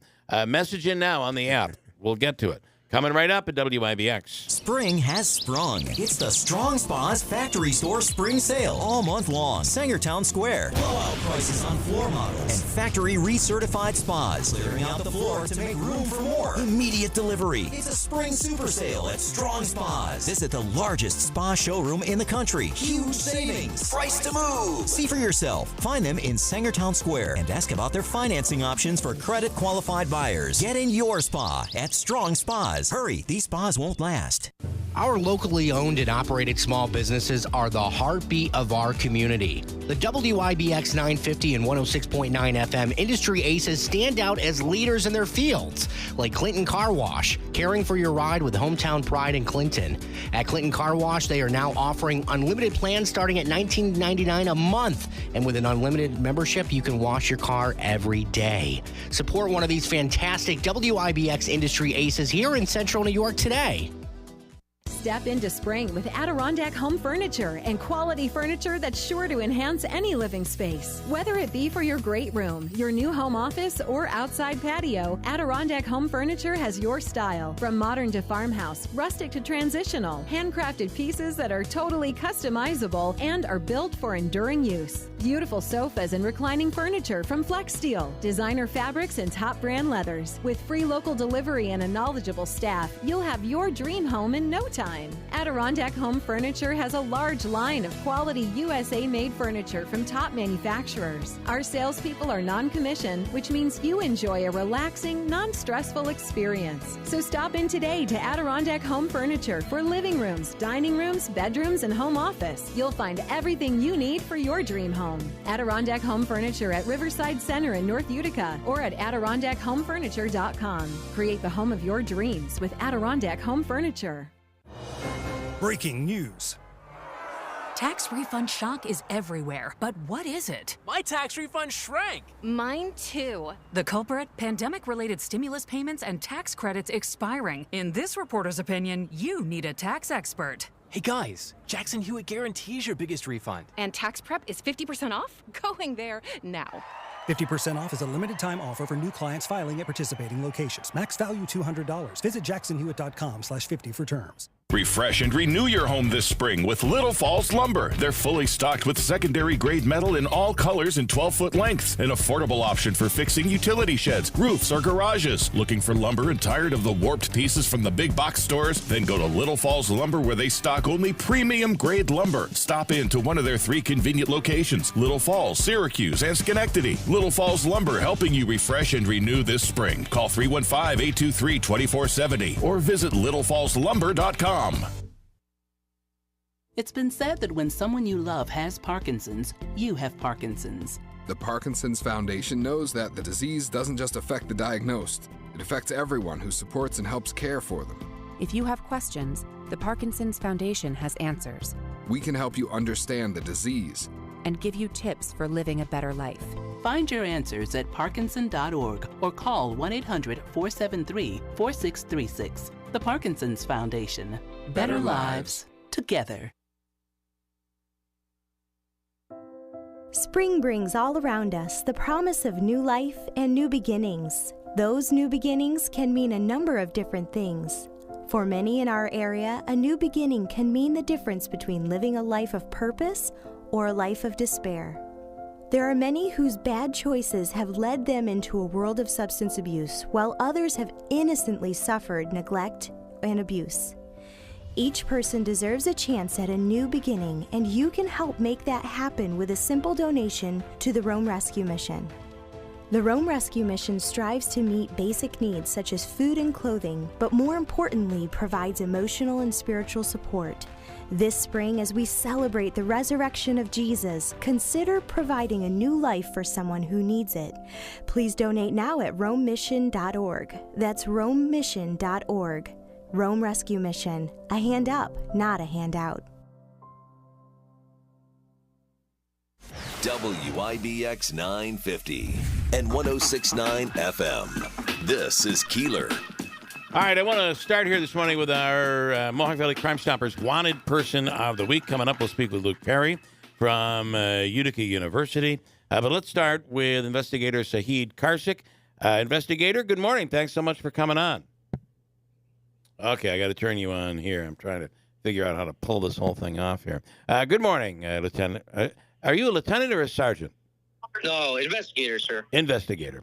I knew you were an investigator, but I thought you could be a sergeant investigator or a lieutenant investigator, but apparently I'm completely wrong. Sahid Karsik, good morning. Good morning, sir. How are you? Good. Oneida County Sheriff's Department, we have our Mohawk Valley Crime Stoppers Wanted Person of the Week. And tell me who we have here this morning. So this morning we have an individual by the name of Dante Hawkins. He's a black male, 27 years of age. He is about 6 feet, 3 inches tall, weighs approximately 220 pounds. He has black hair and brown eyes, and we currently have 3 county court bench warrants for him. What are the warrants? What is this all in regards to? So this is all in regards to Mr. Hawkins failed to appear for sentencing on April of 2022 and has since not obviously shown up to court. So therefore, he's now a fugitive, and our office, along with the U.S. Marshals Fugitive Task Force, is currently looking to locate and apprehend him. All right. And photo, the story, all of it is up on our website at WIBX950.com. You can check that out. Crime Stoppers is a great way to do this because you can report information on a person's whereabouts or any tip that you might be able to give to authorities without ever having your name become a part of the process. Absolutely, Bill. Absolutely. I agree. All right. Investigator Sahid Karsik, thank you so much for the time. We appreciate it. Thank you, Bill. All right. Thank you for your service.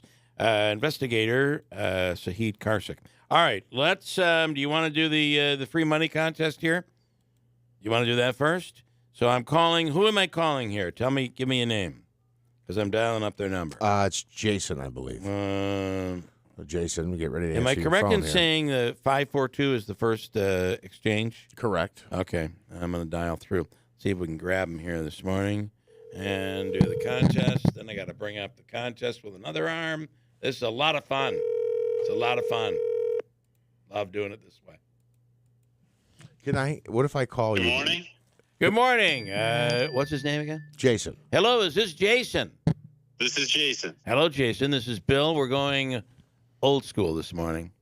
Although, I got to tell you, I shouldn't say that because during my years of old school radio, never did I use a cell phone put up to a microphone to contact a contestant to play a contest in hopes of giving away money. Ever in my career.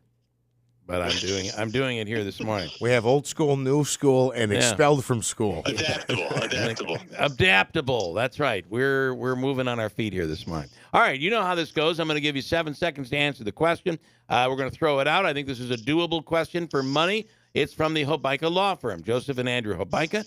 Who put up $100 every morning here for someone to potentially win, and I hope it is you on this one. Are you ready?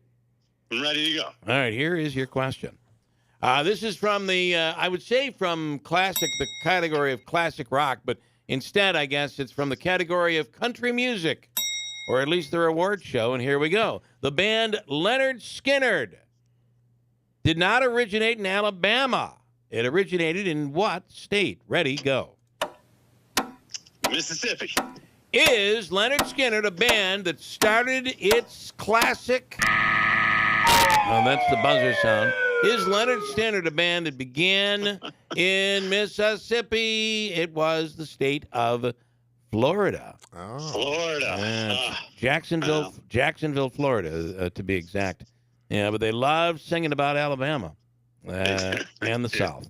All right, listen, we're going to give you, I have a phenomenal headlining comedian coming in this weekend at Fat Cats Comedy Club, and I'd give you all the details, but that would mean I'd have to put the phone down and bring it up on my computer, and there's just too many pieces to this.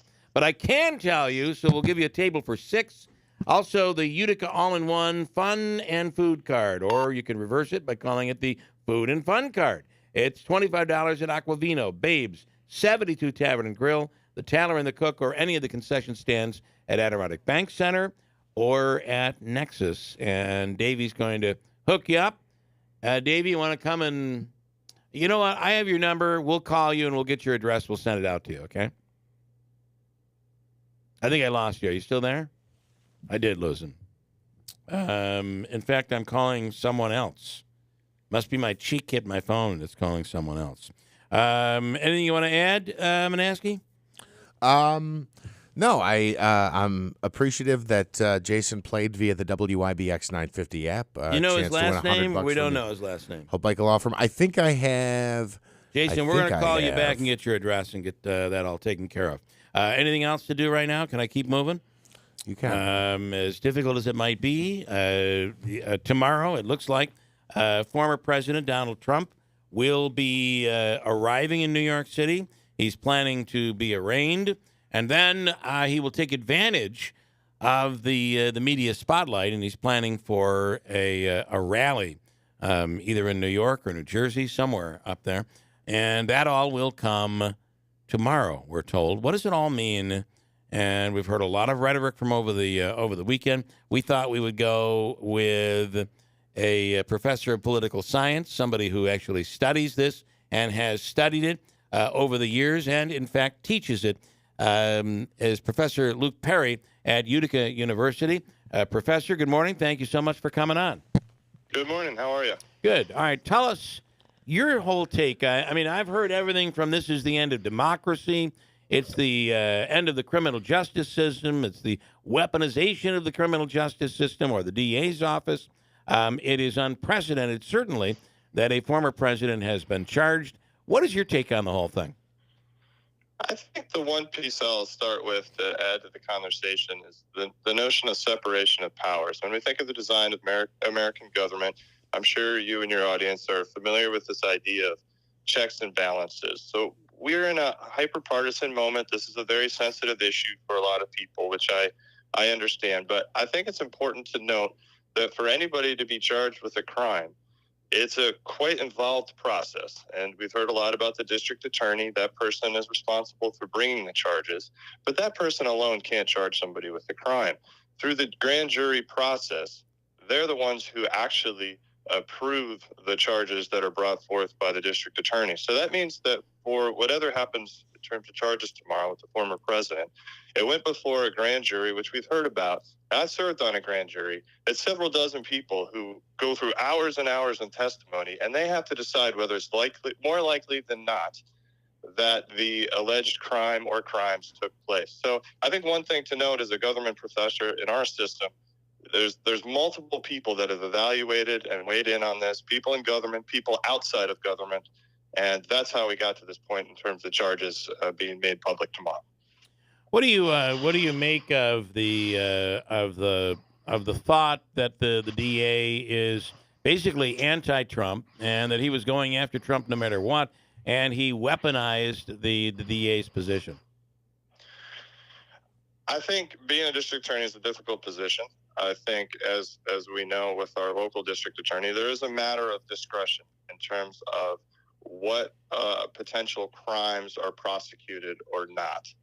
And I think, though I'm not a district attorney, I think part of the thought process is what is the matter of law here and what is the matter of evidence? In other words, what can be proved? And I think district attorneys have to consider both, because even if they think a crime has been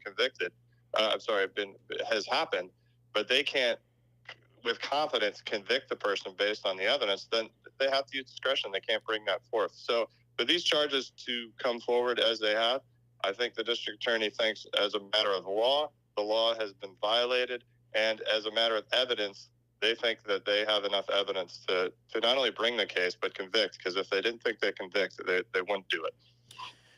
Why do you think that? Because if it is quite interesting to see the Republican Party, which is the party of law and order, completely ignoring the fact that we don't know what the charges are at this point. They've already come out and served as jury on this case, saying it is a bogus case. This is all knowing the fact that we don't know what the charge really is, and I know that infuriates people that are with the on the right and those who support President Trump. But the fact is, we don't know what the charges are right now.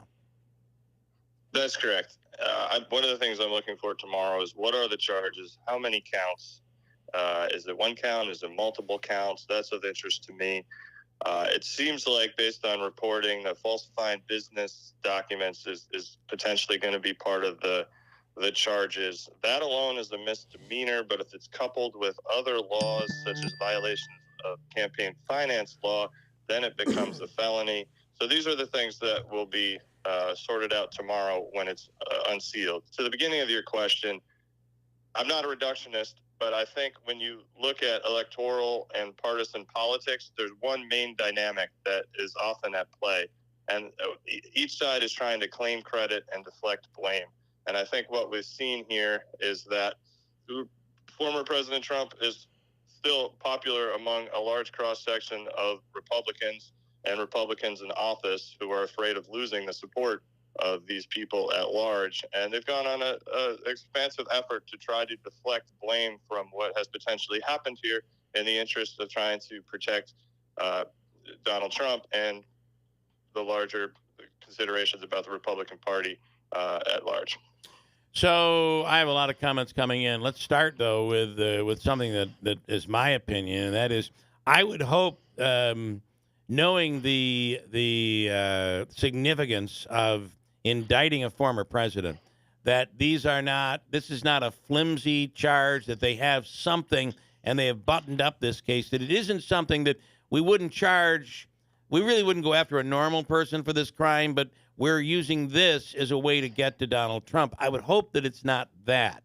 If it is, I think the people who are arguing from the right have a legitimate argument. Do you agree or disagree with that?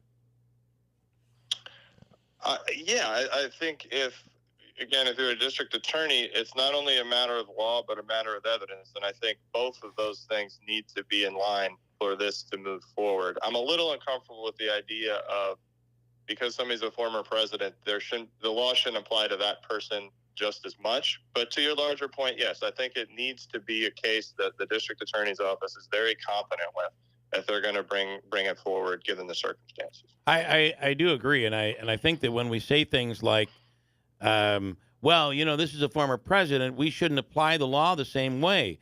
What I said was, if this is a charge that we would overlook and not go after an average person, yet we are going after President Trump because this almost the way that they were able to get the mob, right? We couldn't nail them on the murder charges, but we got them on racketeering. If this is the way the law is being applied, I'm uncomfortable with that.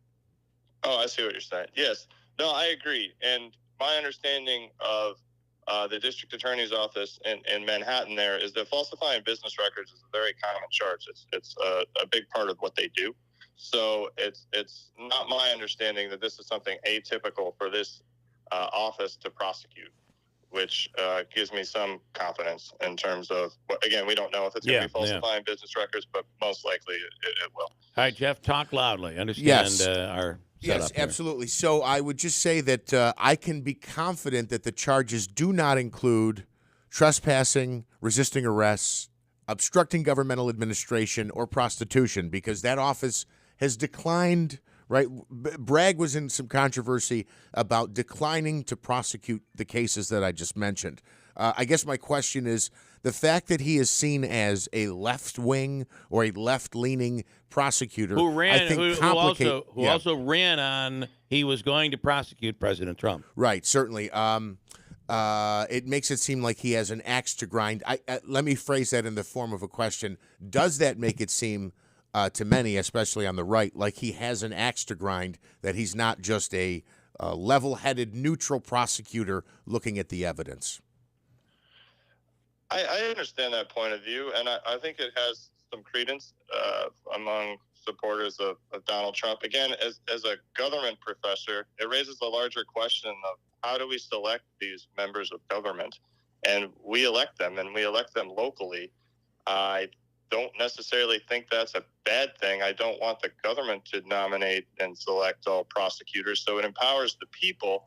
Now, I understand if the DA does something that people don't like, then the DA will be held accountable by the people that he serves. So, I don't know, for me, because of my perspective on this as a government professor. It's a larger process, and when we have elections and they elect people that some people don't like what they do, then those people can be removed from office. And I think that is the best option in terms of selecting members of government whenever possible, as opposed to them having coming to these positions of power in other ways and not being held accountable by the public. I'll ask a couple of other that I think apply here. Democrats will say, you say that this is improper, yet look at what was done to Bill Clinton. It started with Whitewater. Nothing was found there, but they did, during the process of investigation, discover that President Trump had a relationship with an intern. And then when they asked him under oath, he lied under oath and said he did not have sex with that woman. And turns out that was a lie under oath, and he was ultimately impeached by the House of Representatives. How is that any different than this? Well, that's an interesting question. I think in terms of modern presidents, Bill Clinton in some ways probably gets the most comparisons to Donald Trump, particularly in terms of his personal life. Both were impeached, neither were removed from office. So there's certainly parallels there. In the Clinton situation, there was a special prosecutor that was appointed to look into his behavior, and he did violate the law. He lied under deposition about having an affair and reached an agreement with a special prosecutor that acknowledged wrongdoing. He was disbarred from the state. He had to voluntarily be disbarred from the state of Arkansas in terms of practicing law for, I believe, 5 years. And there were other consequences involved. So certainly Clinton deserves criticism. Lying under oath during the deposition is a violation of law. It was handled by the special prosecutor, and certainly that was a low point of this presidency. And then we're learning that the former president is going to be in New York tomorrow. After that, he's going to have a rally where he's going to speak to the public. So far, which I think is an opportunity for him to be responsible, as opposed to I don't want to go with.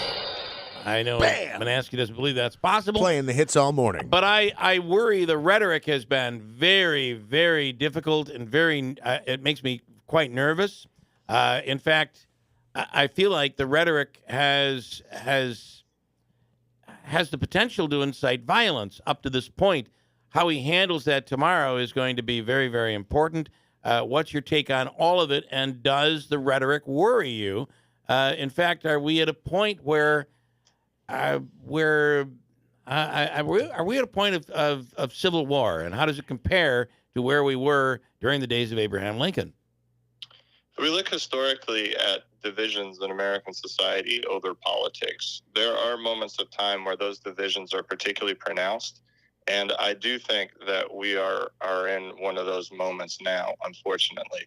I do think that hyper-partisanship is a problem. Republicans and Democrats are more willing to demonize one another than historically is normal. And what comes with that is a less appreciation for the humanity of your political opponents, which correlates with a greater willingness to use political violence. So yes, I am concerned about the current situation. I'm concerned about the rhetoric for all involved, not just Donald Trump, because we tend to look at major political figures and hold them on a pedestal and think they should be blamed for everything that's going on in society, when in fact they're just reflecting what millions of people throughout the country believe. Otherwise, they wouldn't do it. If their actions weren't popular, at least with their base, they wouldn't take those courses of action. So I think it's a time to all ask ourselves how we communicate about our political viewpoints. Do we do that in a way that's respectful and constructive, even if we're very angry and we're very upset? Because if we don't, there is a chance that there will be more political violence. And that is really a horrible thing, particularly as a government professor. One of the things I like about government, as ugly and mean as it can be, is that it's a peaceful way to resolve conflict. So I always want, no matter the differences, for things to stay on the rails in that regard. And I encourage everybody to think and act in a way that helps promote that, because that's really the best, no matter what your viewpoints, for our society and our government. As always, we appreciate your insight, Luke. Thank you so much. Luke Perry, Utica University. Thank you. Thank you. Have a great day. You do the same. Got a break. Here we go to the 8 o'clock hour. WIBX Utica Rome. It's 8 o'clock. A cleared-out courthouse and barricades in the streets. I'm Chris Foster, Fox News. Police in New York City are preparing for protests by supporters of former President Trump and people who don't like him. He's back in town to be arrested and arraigned on criminal charges. Former President Trump is planning a quick round trip to New York, then right back to Florida, writing on social media that he's going to leave Mar-a-Lago again at noon today before being formally arrested tomorrow. Now, this follows Manhattan District Attorney Alvin Bragg's 34-count indictment against the former president. That indictment does remain sealed, so we don't know the specific charges. According to the Associated Press and their sources, though, this includes at least one felony. Fox's Alexandria Huff. Another Republican announces he's running for president and says Trump should drop out of the race. Former Arkansas Governor Asa Hutchinson said on ABC's This Week he plans to seek the 2024 GOP presidential nomination. He also said former President Trump should drop out. He gave two reasons: that the office of president is bigger than any one person, and also, as it relates to the indictment, that's too much of a sideshow and distraction, and he needs to be able to concentrate on his due process. Gernal Scott, Fox News. World Wrestling Entertainment is merging with Endeavor, the company that runs Ultimate Fighting Championship, UFC. The deal values the combined company at $21 billion.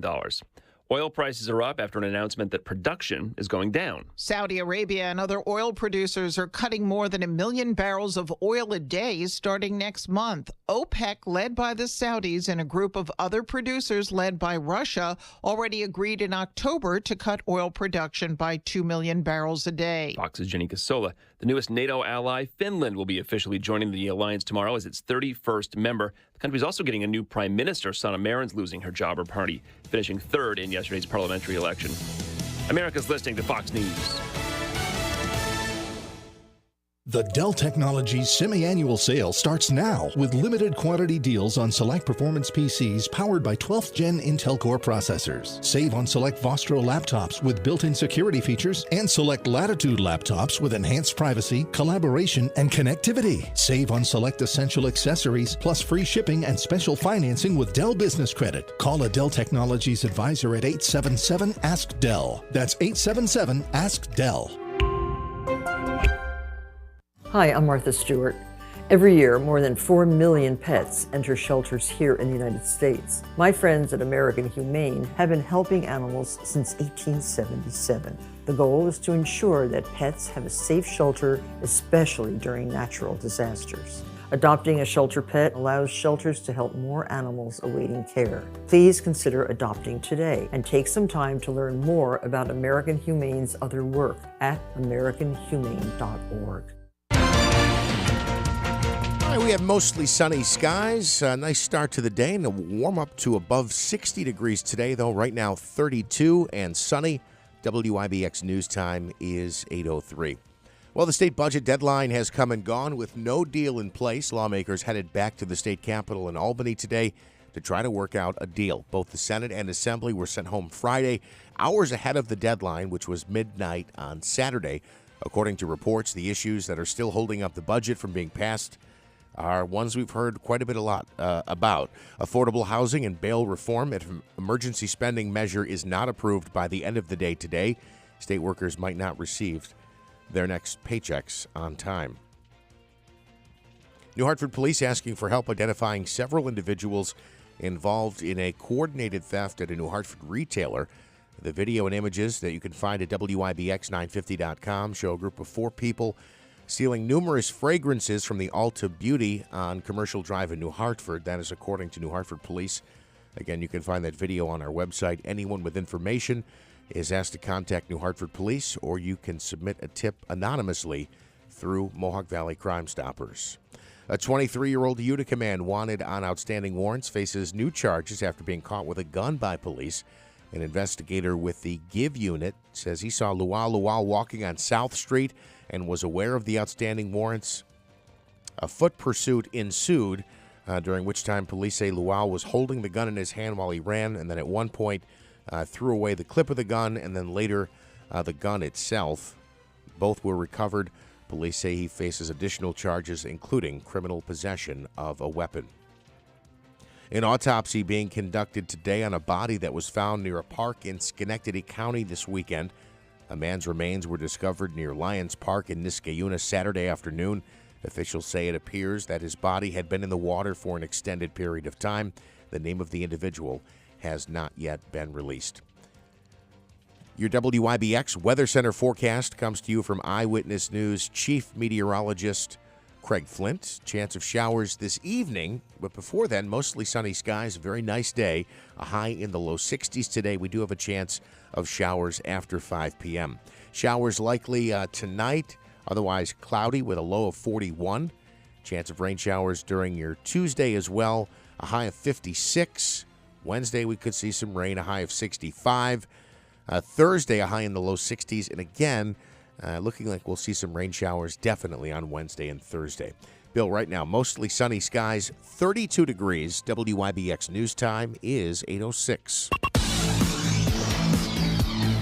All right, checking sports. First weekend of the Major League Baseball season saw the Yankees get off to a 2-1 start. They took their rubber match against the San Francisco Giants yesterday by a final of 6-0. A Mets debut didn't start well, but it ended well.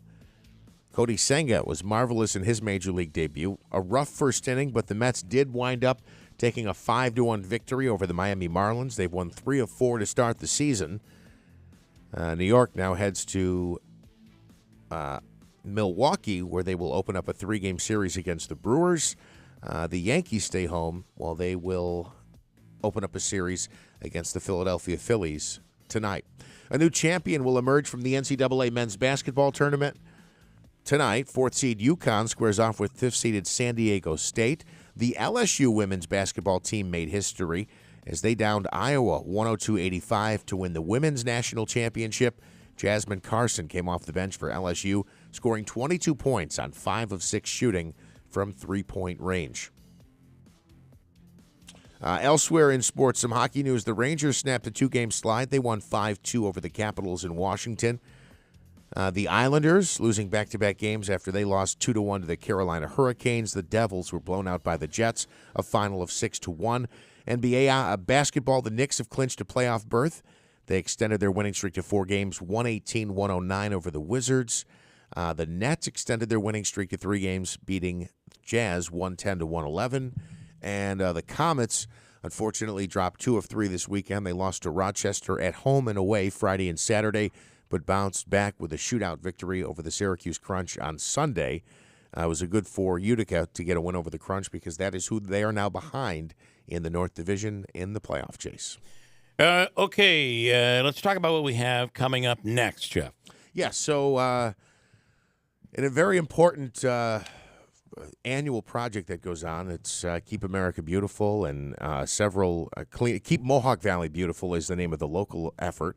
And Lauren Mattia is joining us because she's going to tell us how people can get involved, have teams. There are targeted areas that will be cleaned up, and I'll let her fill you in on all the details. Good morning. Hi, Lauren. Good morning. Oh, I got to turn your mic on. I've got so many different things to do. Just too many to think of here. Good morning. How are you? Good. How are you? Good. All right. So we're in April, which is nice because it's not just Earth Day anymore. It's Earth Month, right?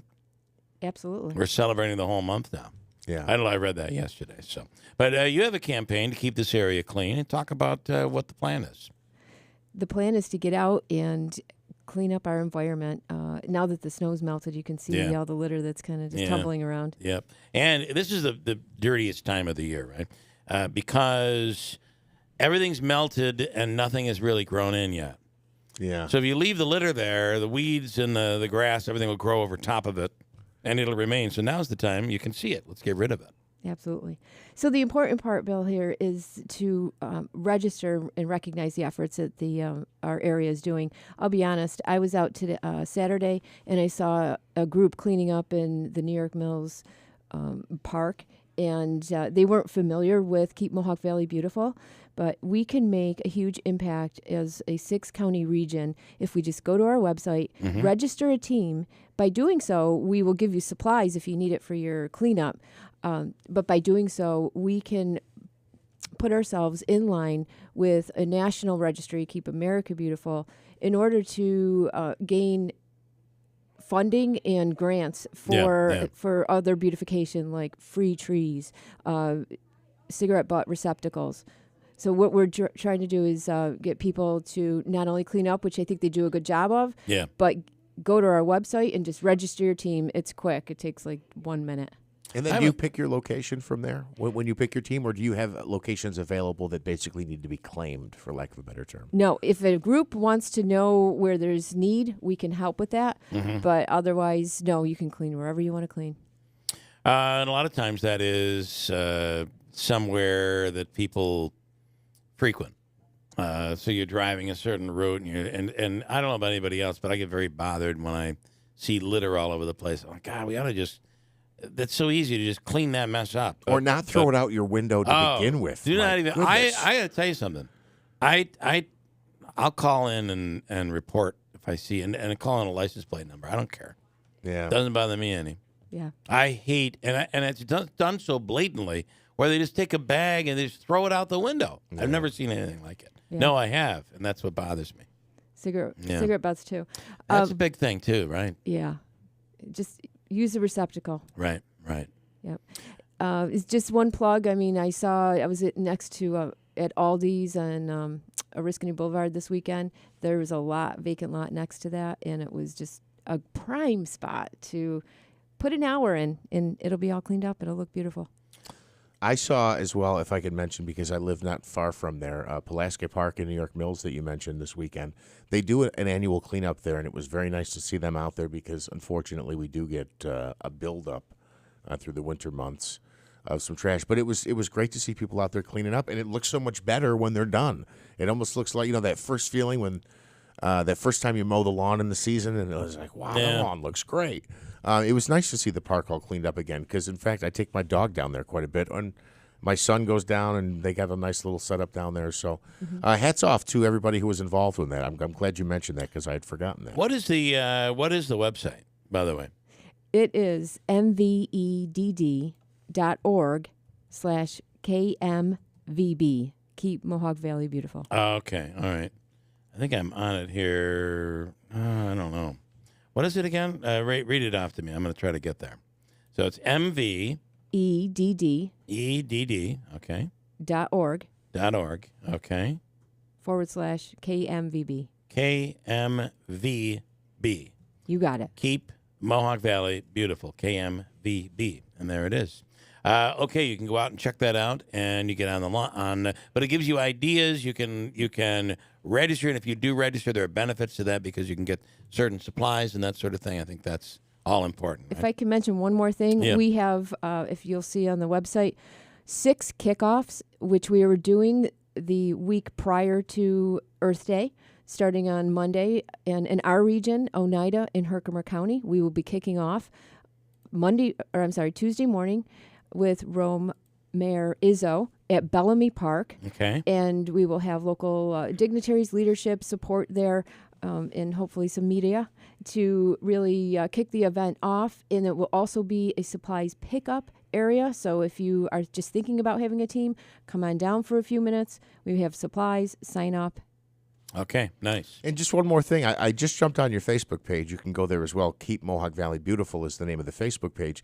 But I didn't realize this was the park on Main Street where you saw them. So they hit both parks this weekend. So that's excellent. It is. That's again, thanks to everybody who did that because that's my village, and I like it to look clean. So thank you very much. They hit both parks, Main Street and Pulaski Park. And then you can sign up and do some cleaning up yourself. And you folks will help provide maybe bags and puncture-proof gloves and stuff like that. You awesome. got it. Yes. Awesome. All right. Yep. Okay, good stuff. Thank you for taking the time to do this. There's nothing worse, especially as we're bringing people into the area now, and Nexus is bringing people in. Nothing worse than just looking at the side of the road and seeing garbage all over the place. Yeah. I hate it, and I don't understand it. Keep it in your car, put a bag in your car. When you get home, throw it into your dumpster. It's pretty simple. Yep. Yeah. Bring it in, take it out. Thank you so much. Thank you. We appreciate what you're doing over there. Have a great week. We'll put the link up on our website, mvedd.org, and then you go from there to Keep Mohawk Valley Beautiful, KMVB. So /KMVB is the website and all sorts of resources that you can take advantage. Did I get that wrong? Okay, good. All right, thank you. There are all sorts of resources there that you can take advantage of. And it's something that should be important to all of us. Absolutely. And I think last year I didn't get a chance to remember. It was like a record year for the amount, weight by weight, that the trash they collected. So, again, hats off to everybody who helps. And interestingly, I think that that Lauren looked at me like I was crazy when I said it's Earth Month. But that is what they're calling it. They're calling it the month of April is Earth Month. So we went from celebrating one day to the whole month. Yeah. And I guess we need that. At the very least, if this effort means that you clean up your backyard and along the highways and that sort of thing, it's just better for all of us. Certainly start local. I'll hit you with a quick stat that I heard over the weekend. And again, with whether you call it polar shift, climate change, global warming, whatever it might be, it was information about how we've kind of neglected the planet. And this particular speaker said, look, the planet will survive, but consider this.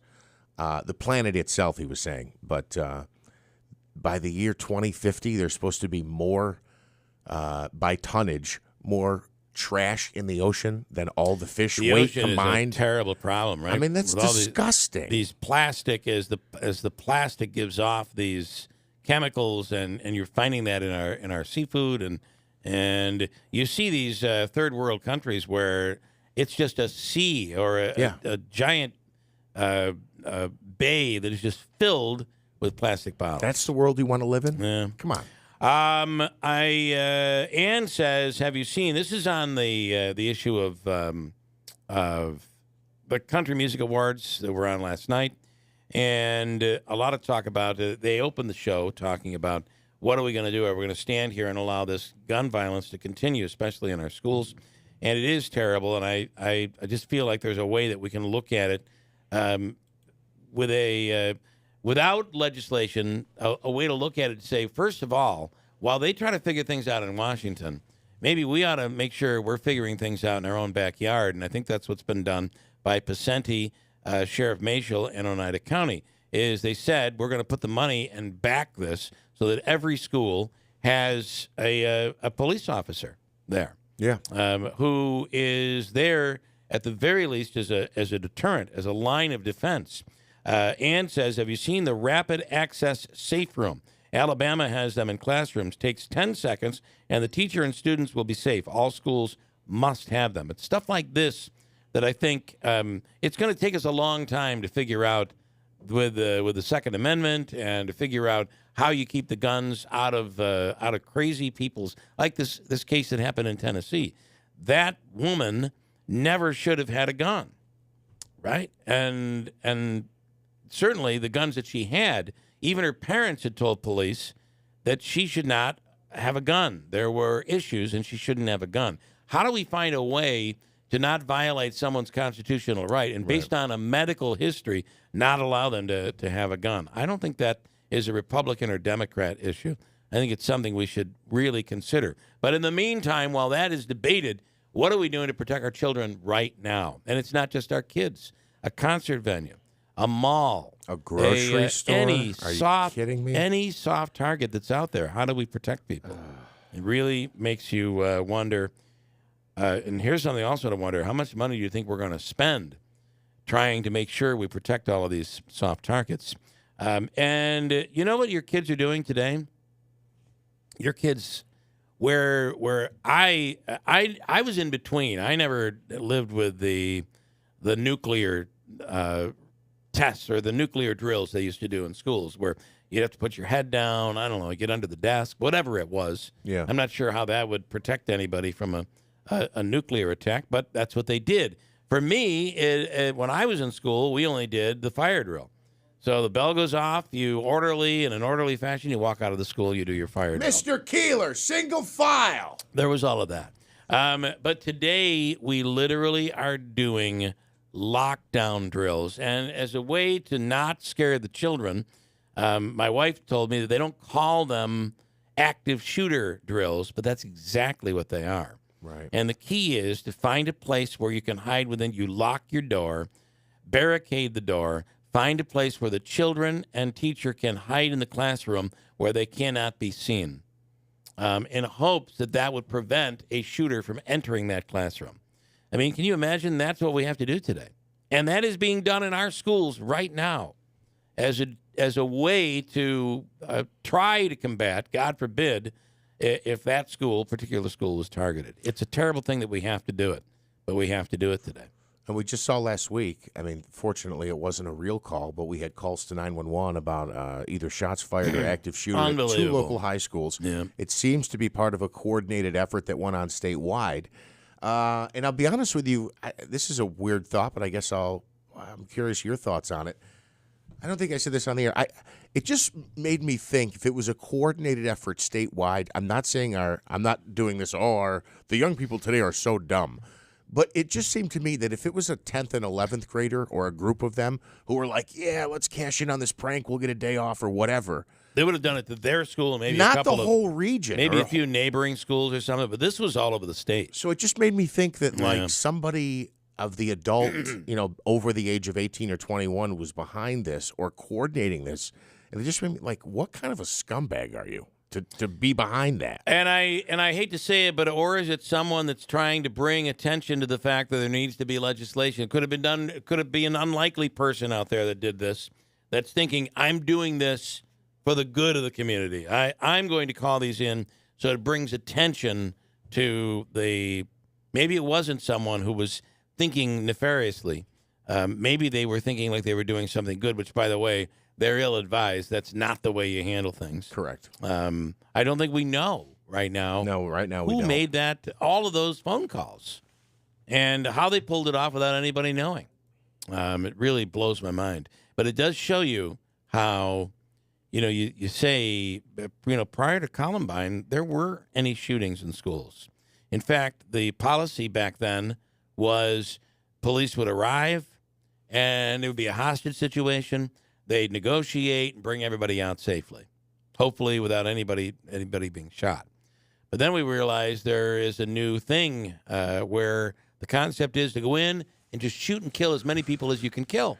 So now we've had to change our strategies. Police have had to change their strategies. And what happened in Tennessee, they handled it perfectly. Right. Arrive on scene, really did. Sprint into the building. Get inside. Yeah. But it shows you when you have a copycat event like someone calling in all of these threats that turned out to be not real. Out there somewhere is someone with a mental problem, a mental illness, that is looking at the shooting that happened in Tennessee saying, I could do that. And somewhere in their demented mind, they're thinking it would be positive for them to do that.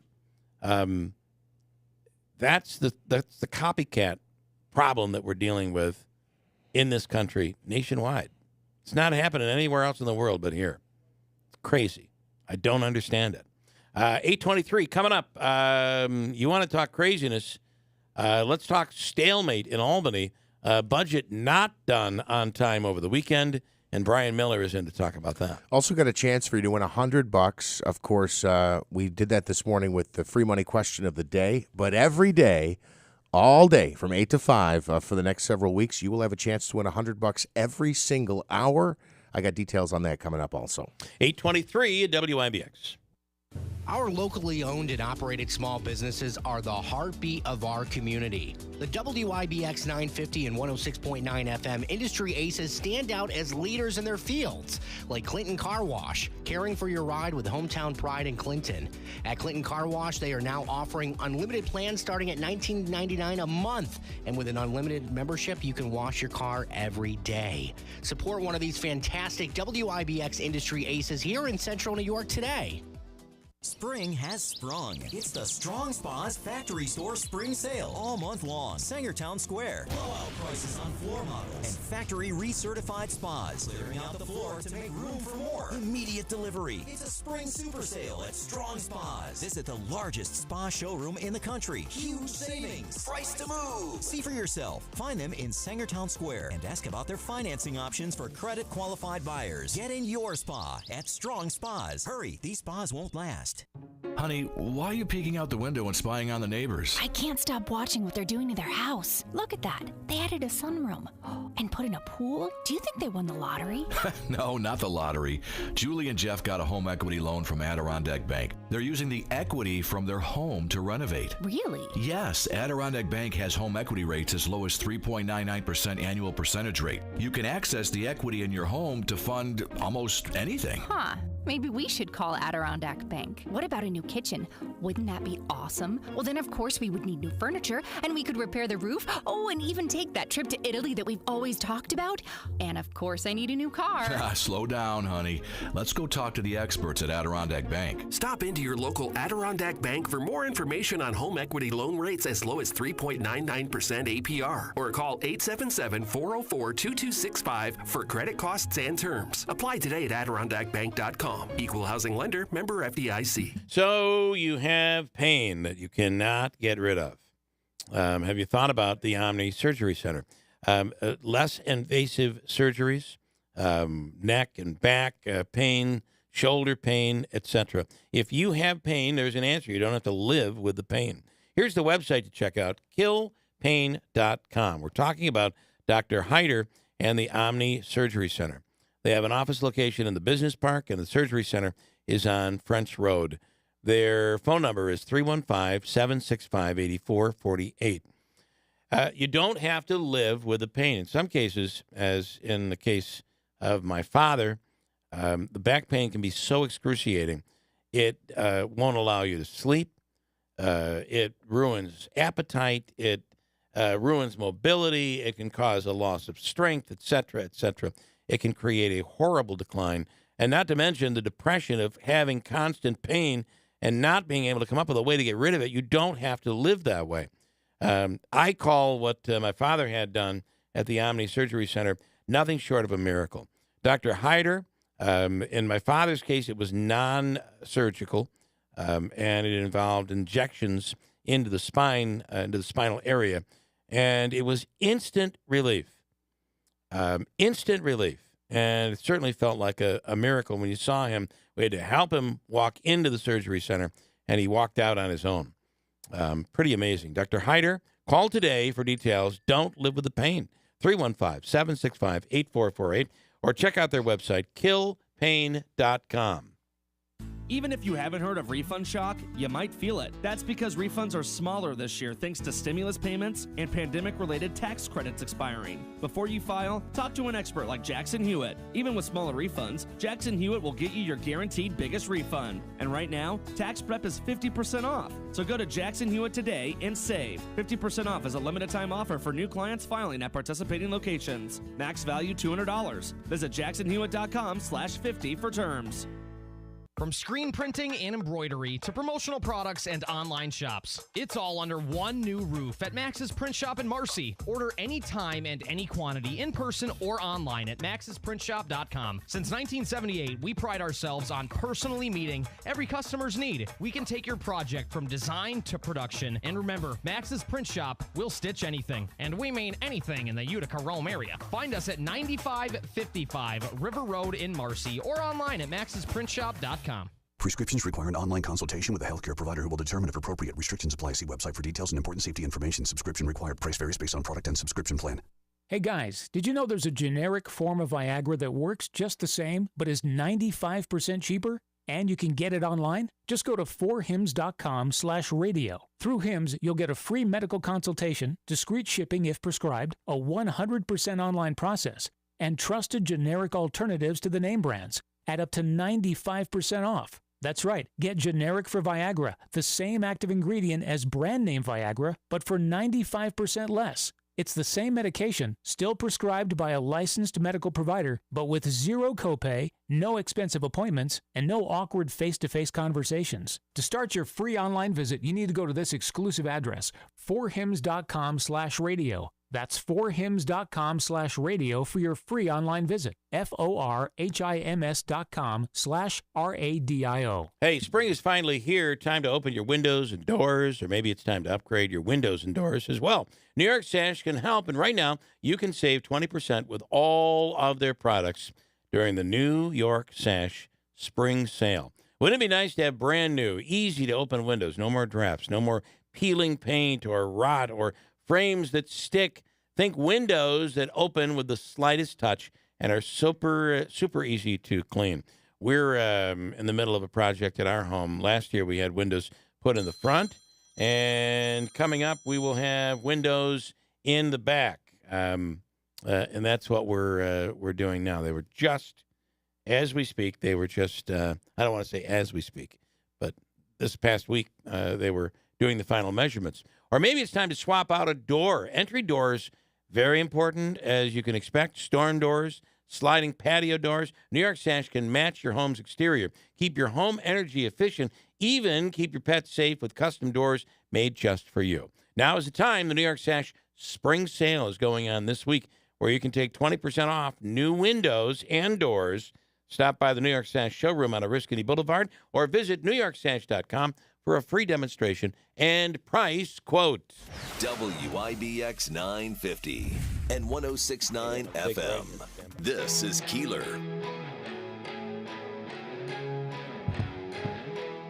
All right, on the line right now we'll go to Brian Miller in a second. Brian, good morning. We'll get to you in a moment. And on the line right now is Tanya J. Powers from Fox News Radio. Good morning, Tanya. Good morning. Hey, good morning. So we're working old school off the phones here this morning, off the personal phones. Tomorrow's going to be a big day in New York. What do you see around the city? First of all, what do you know? And then I'd like to know what you see around the city as we make preparations for the former president coming in for his arraignment. Well, the timeline on this, let's kind of start with that, because he is expected to get into the city this evening.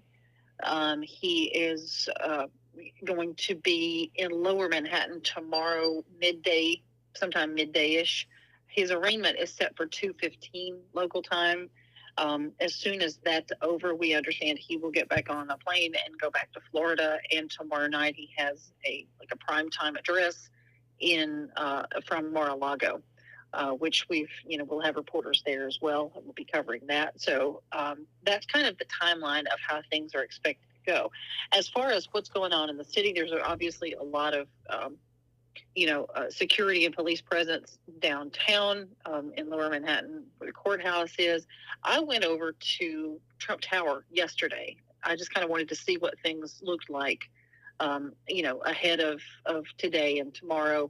I would expect more, protesters / supporters to be out there today and certainly tomorrow. Yesterday when I was there, there was a lot of, police barricades that were already in place. There were a lot of the big, concrete blocks that, form the barriers. Those were out there as well. There was a lot of tourists, a lot of people coming by to make pictures and video, which is not strange on Fifth Avenue, where Trump Tower is anyway, on a regular day that also happens. Yeah. So I don't know if there was more yesterday because of this, or if this was just like normal traffic. They kind of got all bunched up because of the barricades, though. So it looked like there were more people.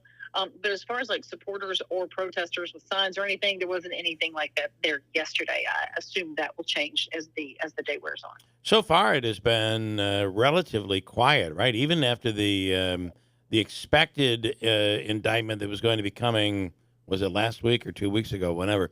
That day, everybody expected big crowds. There were 6 protesters out there. That was about it. Yeah, like I said, they're ready for this. The NYPD does not play around whenever there's the potential for, protest, violence, whatever. There's always a lot of presence. This will be even more so. The whole force has been basically said, okay, get ready, and we may need to deploy you. Yeah. So they're ready. They've had a security plan in place for a few weeks now. Okay, and it's expected tomorrow. I didn't realize the address that he was going to give was back down in Florida. So he's coming into New York and heading back out rather quickly. Yes, he's coming in tonight, and then we'll leave tomorrow evening, or tomorrow afternoon, rather, before his address tomorrow night. Okay. All right. Interesting. We'll keep an eye on everything. Tanya, as always, thank you so much. Mm-hmm. Thank you. Tanya J. Powers from Fox News. In studio right now is Brian Miller. Do you care to comment on any of the Trump stuff at all? No, let's see what's going to happen. Yeah. You know, it's a wait and see. I really feel that that's been my whole thing. We don't know anything right yet at this point. People can be all up in arms after you find out what the charges are. Absolutely. Yeah. So, yeah. you know, and I'm sure out and let's see what's going to happen. I'm sure we will all be up. I'm sure there's going to be people up in arms. No and doubt. There's going to be people cheering. So you're going to get both of that. You're both sides. You're probably right. All right. However, your focus is on Albany, where no one's doing nothing for a double negative. Well, we'll be back today. We have conference at 12:30. I don't know if there's been a deal made. Is there? What's the holdup? Would you say at this point? I've heard housing. We've heard bail reform. Housing, bail reform, taxes, and a minimum wage that takes minimum wage of 21, takes a 25. McDonald's worker to $62 an hour. Yes. There's all kinds of things, and there's all kinds of rumors going around. Yeah. You know, it's Albany. There's 2 women and a man in the room. Let's see what's going to happen. We left Friday afternoon early, and nobody knew any more than we know right now. Right, we'll find out at 12:30 today. You know, we haven't seen the Pope smoke come from the right. That's what happened. Come from the Capitol, Yeah. and The budget is dead. Been made. Go ahead. I was just going to say it. Every time a quarterback signs a new deal in the NFL, it's some record-breaking deal. It's just the way it has to be because of the way the union works. And if you're a top half of the league quarterback, every time somebody signs a contract, it's a record deal. I almost feel like it's the same thing with minimum wage, where it's like starting next year, minimum wage employees will make $3.4 million. Yeah. And the year after that, it kicks up to $5.8 million. It just seems to look. And again, I'm a pro raising the minimum wage guy. I thought it was ridiculous when people were making still $6.50, $7 an hour. But there is a point where you can go too far. Do you agree? I guess this is a question. Oh, absolutely. If you're paying the guy who stocks eggs $21 an hour, there's no way eggs are going back down to $1.99. Right. Same thing with a lot of places. Anyway, go ahead. Well, the minimum wage, it's been market driven right now. I don't know. It's already up. I think that you'll find people making more than $21.25 an hour. Absolutely. Yeah. So that's one of them. Today's going to be interesting. We will probably just pass an extender to keep government running and make sure all the employees in New York State will be paid, and that's what I'm anticipating. But who knows? My truck's packed, clothes are in there. We're ready to stay for the duration. Yeah. But we do have a holiday coming up, so let's see where we're going to be. The first year I was there, it was 13 days late. And it's going to be, who knows how long it's going to be late. We knew it's going to be late, coming into March Madness, and here we are. Yeah. Somebody's asking me, 1 woman and 2 women and 1 man. What is the ratio in the room, and who are they? So you have the governor, obviously. We got the speaker, and we got the governor, and we got the president of the Senate. There you go. And she has. It's almost as if the governor has remembered that she's got to take care. Now that the election is over, she's kind of remembered she has to take care of upstate a little bit.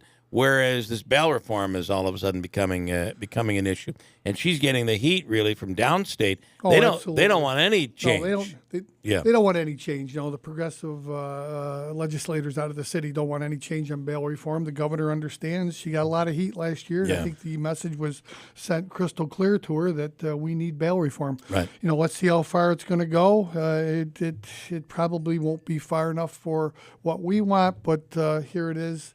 It's here. It's in the budget. Mm-hmm. We all complain about having policy items in the budget, but maybe this is a place we need to have some policy items with bail reform, because if it's not in the budget, we don't know if we're ever going to see it. Yeah.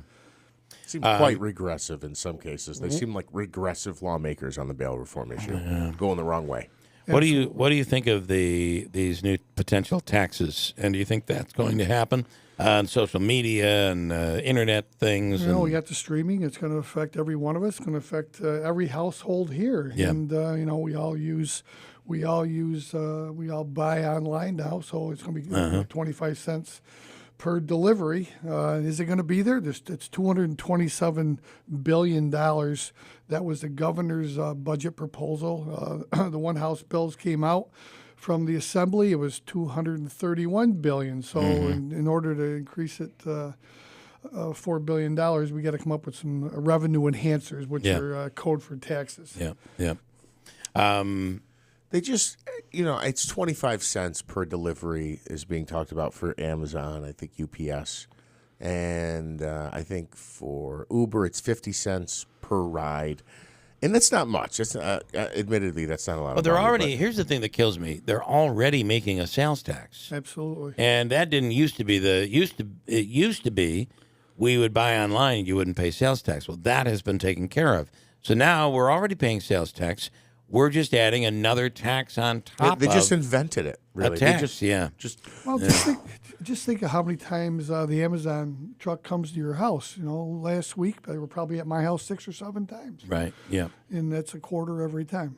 This is going to make you, though. This will make you. There's always that option. If you've ordered 10 different items and they're all coming on different days, there's a button you can click to say, I'll take everything on the last day that everything's available, and we'll take it all at once. You'll end up saving doing it that way, I guess. And, maybe there's an idea that that's going to save the environment, less driving.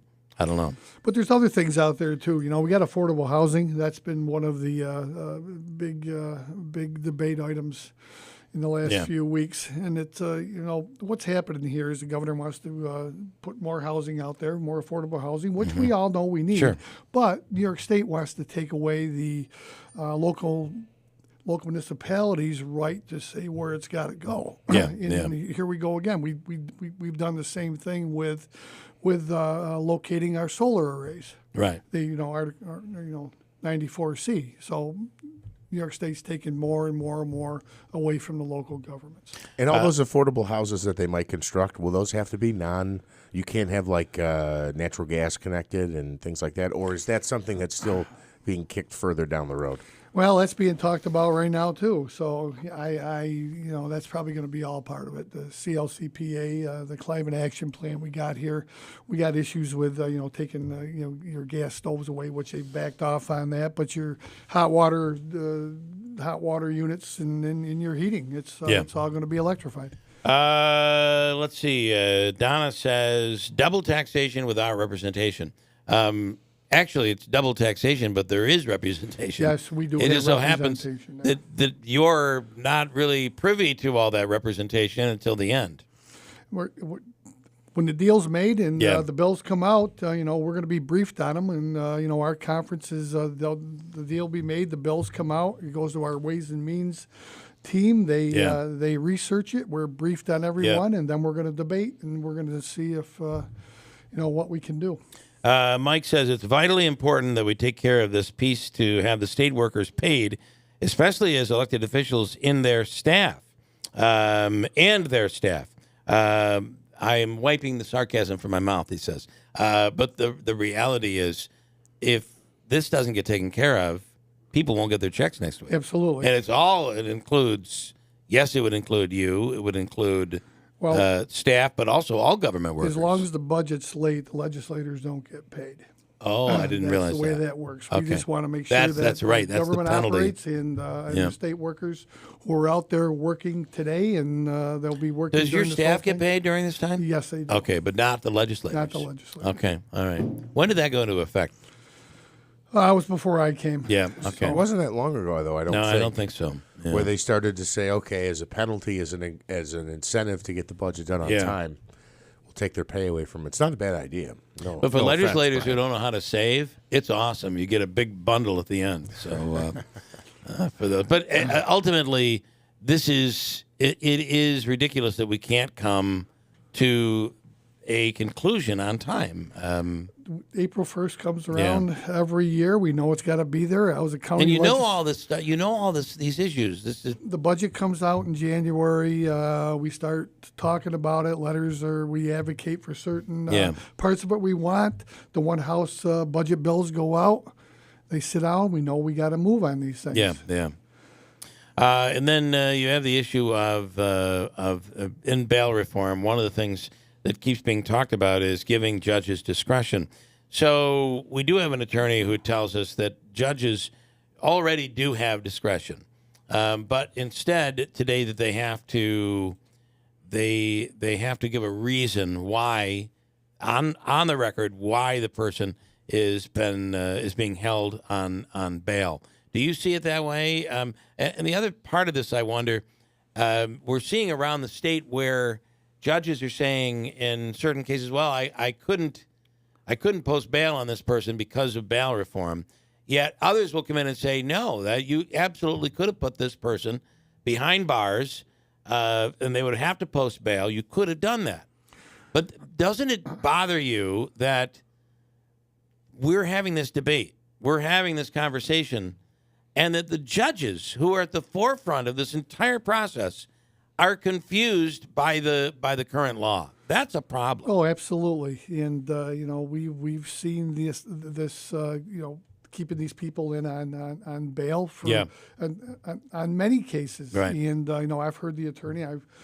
Matter of fact, he was on your show and I listened to him, and I didn't agree with everything he was saying. Right. But the judges don't have the discretion needed to make bail. And this is what this move. How do you see this move changing what the judges have the ability to do now? How does it change going forward? Or is that still up for debate? That's still up for debate. Okay. I don't know. Let's see where these budget bills come out, and let's see where the governor takes us. But there's been enough noise made that something's got to be done. Something's got to be done. Yeah. We all agree that criminal justice reform has to be some things done. But again, we should have did it with a scalpel instead of a chainsaw, like we normally do here in New York State. Right. So that's where we are.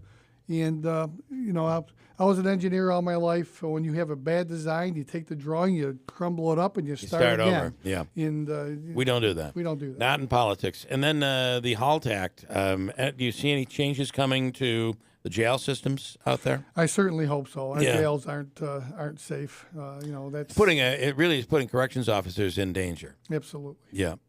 All right. Well, I would say that your answer to almost every question is going to be, I don't know right now. I don't know right now. Let's wait till these bills come out and let's see where they're going to be. We know there's going to be some change to bail reform. Yeah. Is it going to be to where we want it? Probably not to to my liking, but there's going to be some. Let's see where it's going to be. Okay. And hopefully this doesn't go on for weeks. And maybe Good Friday and Easter will serve as an incentive to get the process wrapped up. I hope so. That would be nice. Brian Miller, Assemblyman, thank you so much. Thanks, guys. As always, safe travels on your way back to Albany. And as you said, you've packed a bag because you just don't know. We don't know. Yeah. Everything's packed up. We're ready to roll. Ready to go. We'll break and come back 8:47 at WIBX. Honey, why are you peeking out the window and spying on the neighbors? I can't stop watching what they're doing to their house. Look at that. They added a sunroom and put in a pool. Do you think they won the lottery? No, not the lottery. Julie and Jeff got a home equity loan from Adirondack Bank. They're using the equity from their home to renovate. Really? Yes, Adirondack Bank has home equity rates as low as 3.99% annual percentage rate. You can access the equity in your home to fund almost anything. Huh. Maybe we should call Adirondack Bank. What about a new kitchen? Wouldn't that be awesome? Well, then, of course, we would need new furniture, and we could repair the roof. Oh, and even take that trip to Italy that we've always talked about. And, of course, I need a new car. Slow down, honey. Let's go talk to the experts at Adirondack Bank. Stop into your local Adirondack Bank for more information on home equity loan rates as low as 3.99% APR. Or call 877-404-2265 for credit costs and terms. Apply today at AdirondackBank.com. Equal housing lender, member FDIC. Utica and the Mohawk Valley will soon be home to New York State's newest state-of-the-art medical center, the Wynn Hospital. But healthcare transformation is already underway. At MVHS, we're bringing talented, highly skilled healthcare professionals from around the country to our region. In the past year, MVHS has hired more than 60 new doctors and mid-level providers, and recruiting continues throughout the Northeast for nurses, physical therapists, radiology techs, lab positions, and more. Plus, the MVHS Medical Education Division is already bringing more physicians in training and medical students to our area through new residency programs and medical school partnerships. Today, we have 45 residents and 35 medical students doing their training at MVHS. By 2027, there will be more than 200 physician learners at the Wynn Hospital and other MVHS campuses. Our focus is on caring for our community with the best and brightest teams of caregivers, now and in the future. Mohawk Valley Health System. This is for you. Hey, right now the Steve Pawnee Mazda Move to Mazda sales event is back. And as Ricky Z says, come on down. Oh, no, that's from The Price is Right. Rick says, come on in and enjoy 0.9% APR financing up to 36 months on all new 2023 Mazda CX-30s, CX-5s, and CX-50s. And if you've been noticing a lot more Mazdas driving by you on the road, it's because they are. There are more would be the proper way to say it. And maybe it's time for you to be driving an award-winning Mazda.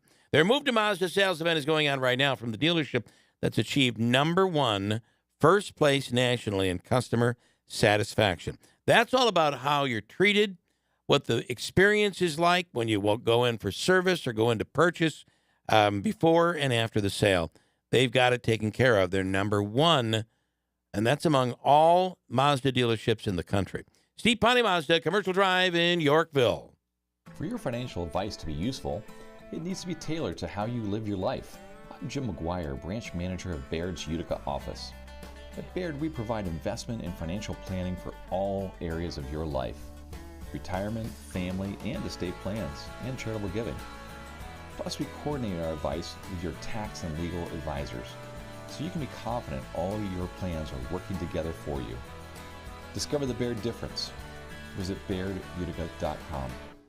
With 20 locations and originating locally, you're sure to find a Cliff's Local Market near you. Cliff's is your local convenience store and so much more. Did you know that our food is hand-cut by us and made fresh? We offer delicious breakfast sandwiches, pizza made with local homemade dough, and a large variety of tasty wraps, subs, and melts. Cliff serves up a nice assortment of hot brewed Utica coffee and seasonal blends. Find a location near you at cliffslocalmarket.com. Support local. Cliff's Local Market. We keep you going.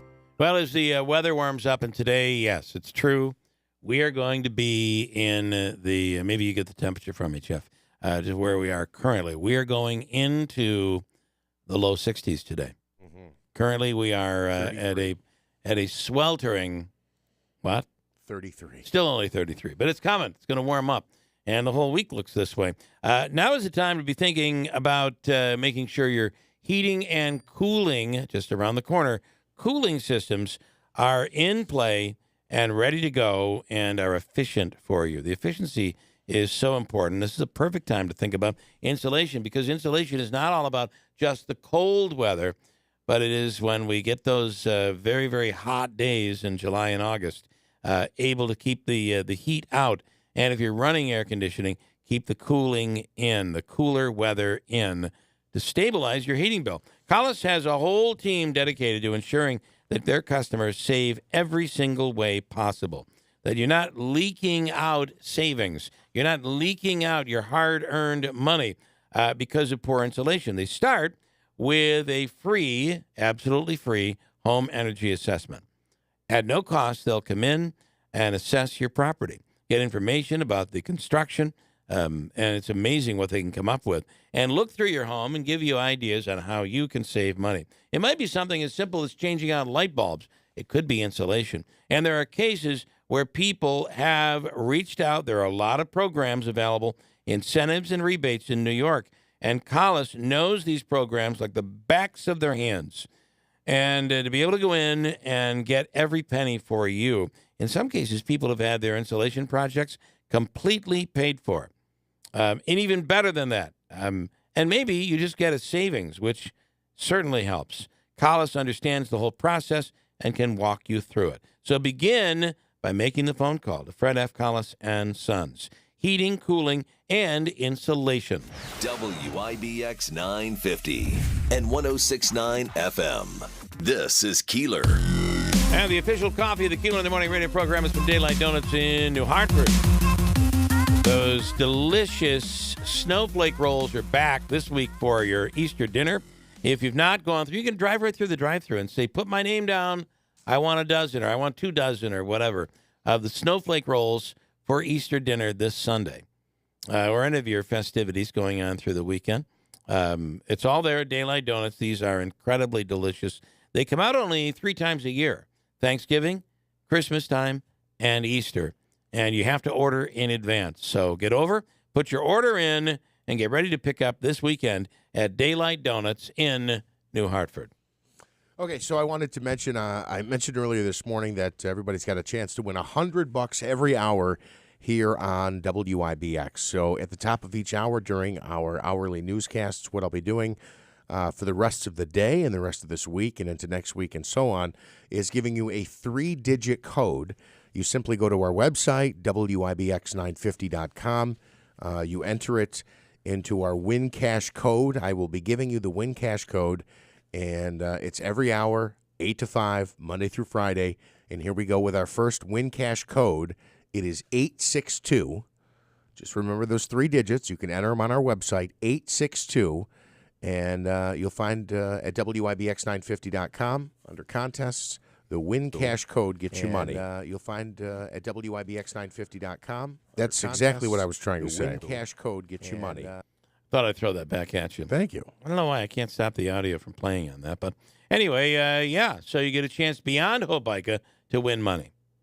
Of course, yeah. And it'll be every single hour. So it's actually right in our DL, that main box, when you click on there now. 862 is your 8 a.m. code from the Keeler Show and WIBX. NCAA tournament is concluding tonight. Of all teams, San Diego State and UConn will play for the national championship. Yesterday afternoon, it was LSU winning in the NCAA women's final. Pretty cool. But tonight, it's San Diego State and UConn. What do you think? It's incredible. I don't know who's going to win. I can't believe either of those teams are in line to be the last one standing. Should be a good game. I hope it's as good as Saturday's first game. And boy, UConn just crushed Miami. Yeah, I think, did Miami draw closer at some point? A little bit. Yeah, but like I said earlier, I didn't watch any of the basketball this weekend because WrestleMania was Saturday. It was a big WrestleMania. So what happened at WrestleMania? Who was the big winner? What do you want to know? Saturday night or Sunday? Who was the big winner Saturday night? The big main event was Saturday night was the Usos against Kevin Owens and Sami Zayn. And Sami Zayn and Kevin Owens beat the Usos because they had the tag belts for almost 662 days. Yeah, okay. And then Sunday was action-filled as well, right? Yeah, the main event was Roman Reigns against Cody. You know who the American Dream Dusty Rhodes is? Sure I do. That is his son Cody ran against Roman Reigns, and Roman Reigns ended up winning. All right. I'm not too happy about it. But. Me either, Davey. My question is... Very upset. I don't know anything about that. The guys and gals, who perform on Saturday, do they wrestle on Sunday also? Nope. No. Okay. They have enough people. There's enough professional wrestlers in the one brand. They can have a 2-night pay-per-view event. Well, they got SmackDown and Raw. So it was, I don't know what that means. They broke it down into one main event on Saturday and one part of main event on Sunday. Here's a story that I find a little bit on the interesting side. Family restaurant in, I don't know where this is. They made reservations, and I wonder if we're going to start seeing this all over. They made reservations, and it's a fancy restaurant, so it's expensive. On average, each meal at this restaurant cost $113. Oh, so wow. a family of 4, your bill's going to be over $500 after drinks and everything, easily. They charged a woman. She didn't cancel her reservation, just didn't show up. They charged her $681 for not showing up. Do you agree with that? I don't think that's appropriate. Well, if you don't show, this is a restaurant that's constantly sold out, and you're warned there is a charge if you cancel and you don't let us know. Okay, if they warned them, yeah. If they told them that there is a consequence for not showing up, I think you'd really do it. That's kind of what the woman said. The reason I asked, though, is because isn't it frustrating sometimes you'll have a reservation to a place that might be a nice place or a popular place, and you go there, and then you wait 45 minutes, and you're like, why did I have to make a reservation? Yeah. If I'm just going to stand in line with everybody else. But I can understand that then, especially if they warn you, then sure, they're losing business. Is a lot, but you're right. I mean, hey, we could have filled that spot. Listen, portions of the program today brought to you by River Hills Properties. If you're thinking, even just considering, even contemplating selling your home this year, make the phone call. Talk and reach out and talk to the people at River Hills Properties, and they'll explain to you all of the extra services they do and provide. Everything they do to help lower the stress level. That is the most important thing in the world when you're selling your home, lowering the stress level. They do everything for you from start to finish. Call today in Little Falls, Utica, and in Barneveld online. It's River Hills Properties, LLC.com. WIBX, Utica, Rome. What did they see at Mar-a-Lago? I'm Chris Foster, Fox News. Fox confirms several Secret Service agents are expected to testify this week later on for the federal grand jury in D.C. investigating government documents found at Donald Trump's home in Florida. Secret Service agents will be with the former president tomorrow in New York City when he's arrested and arraigned on criminal charges still under seal until that first court appearance.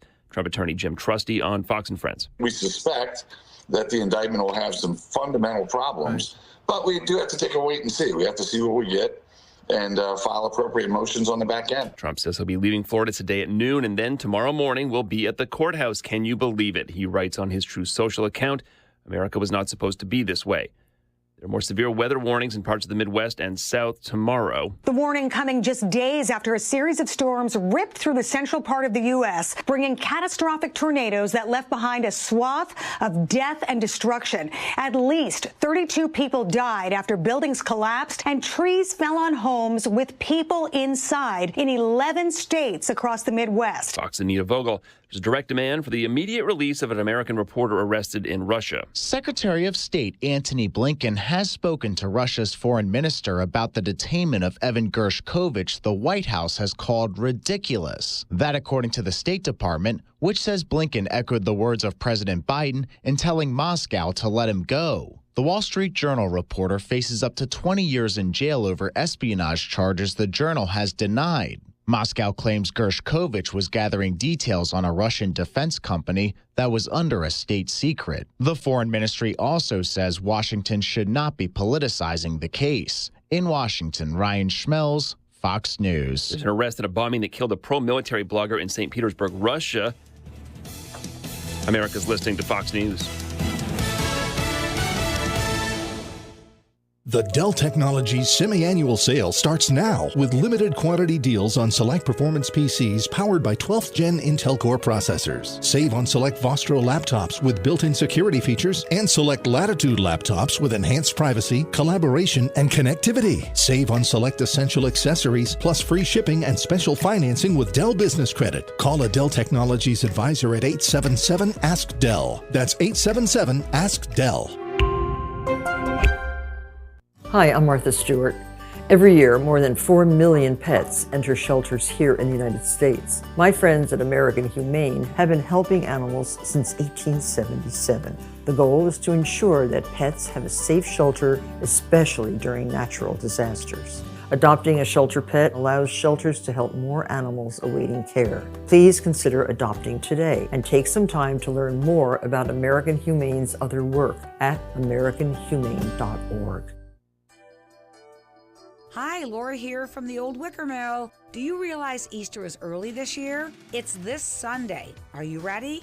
Not to worry, the Old Wicker Mill has everything you need to make your Easter perfect. There's goodies like jelly beans, chocolate pizza, chocolate-covered Peeps, chocolate-covered Oreos, and fun toys, books, puzzles, and a new large shipment of Squishmallows just arrived to fill those little ones' Easter baskets. Maybe your teen would like something unconventional, like a bog bag, Vera Bradley tote, or maybe a Pandora ring. And of course, you'll need something new to wear. The Old Wicker Mill was voted the best women's fashion store in Central New York, with great brands like Habitat, Charlie B, Jess and Jane, Lulu B, and Ethel, just to name a few. So I'm sure you'll find the perfect new addition to your wardrobe for Easter, or just spring. So for all your Easter needs, it's the Old Wicker Mill. We're conveniently located at the New Hartford Shopping Center. And remember, everything we carry is fun, functional, and affordable.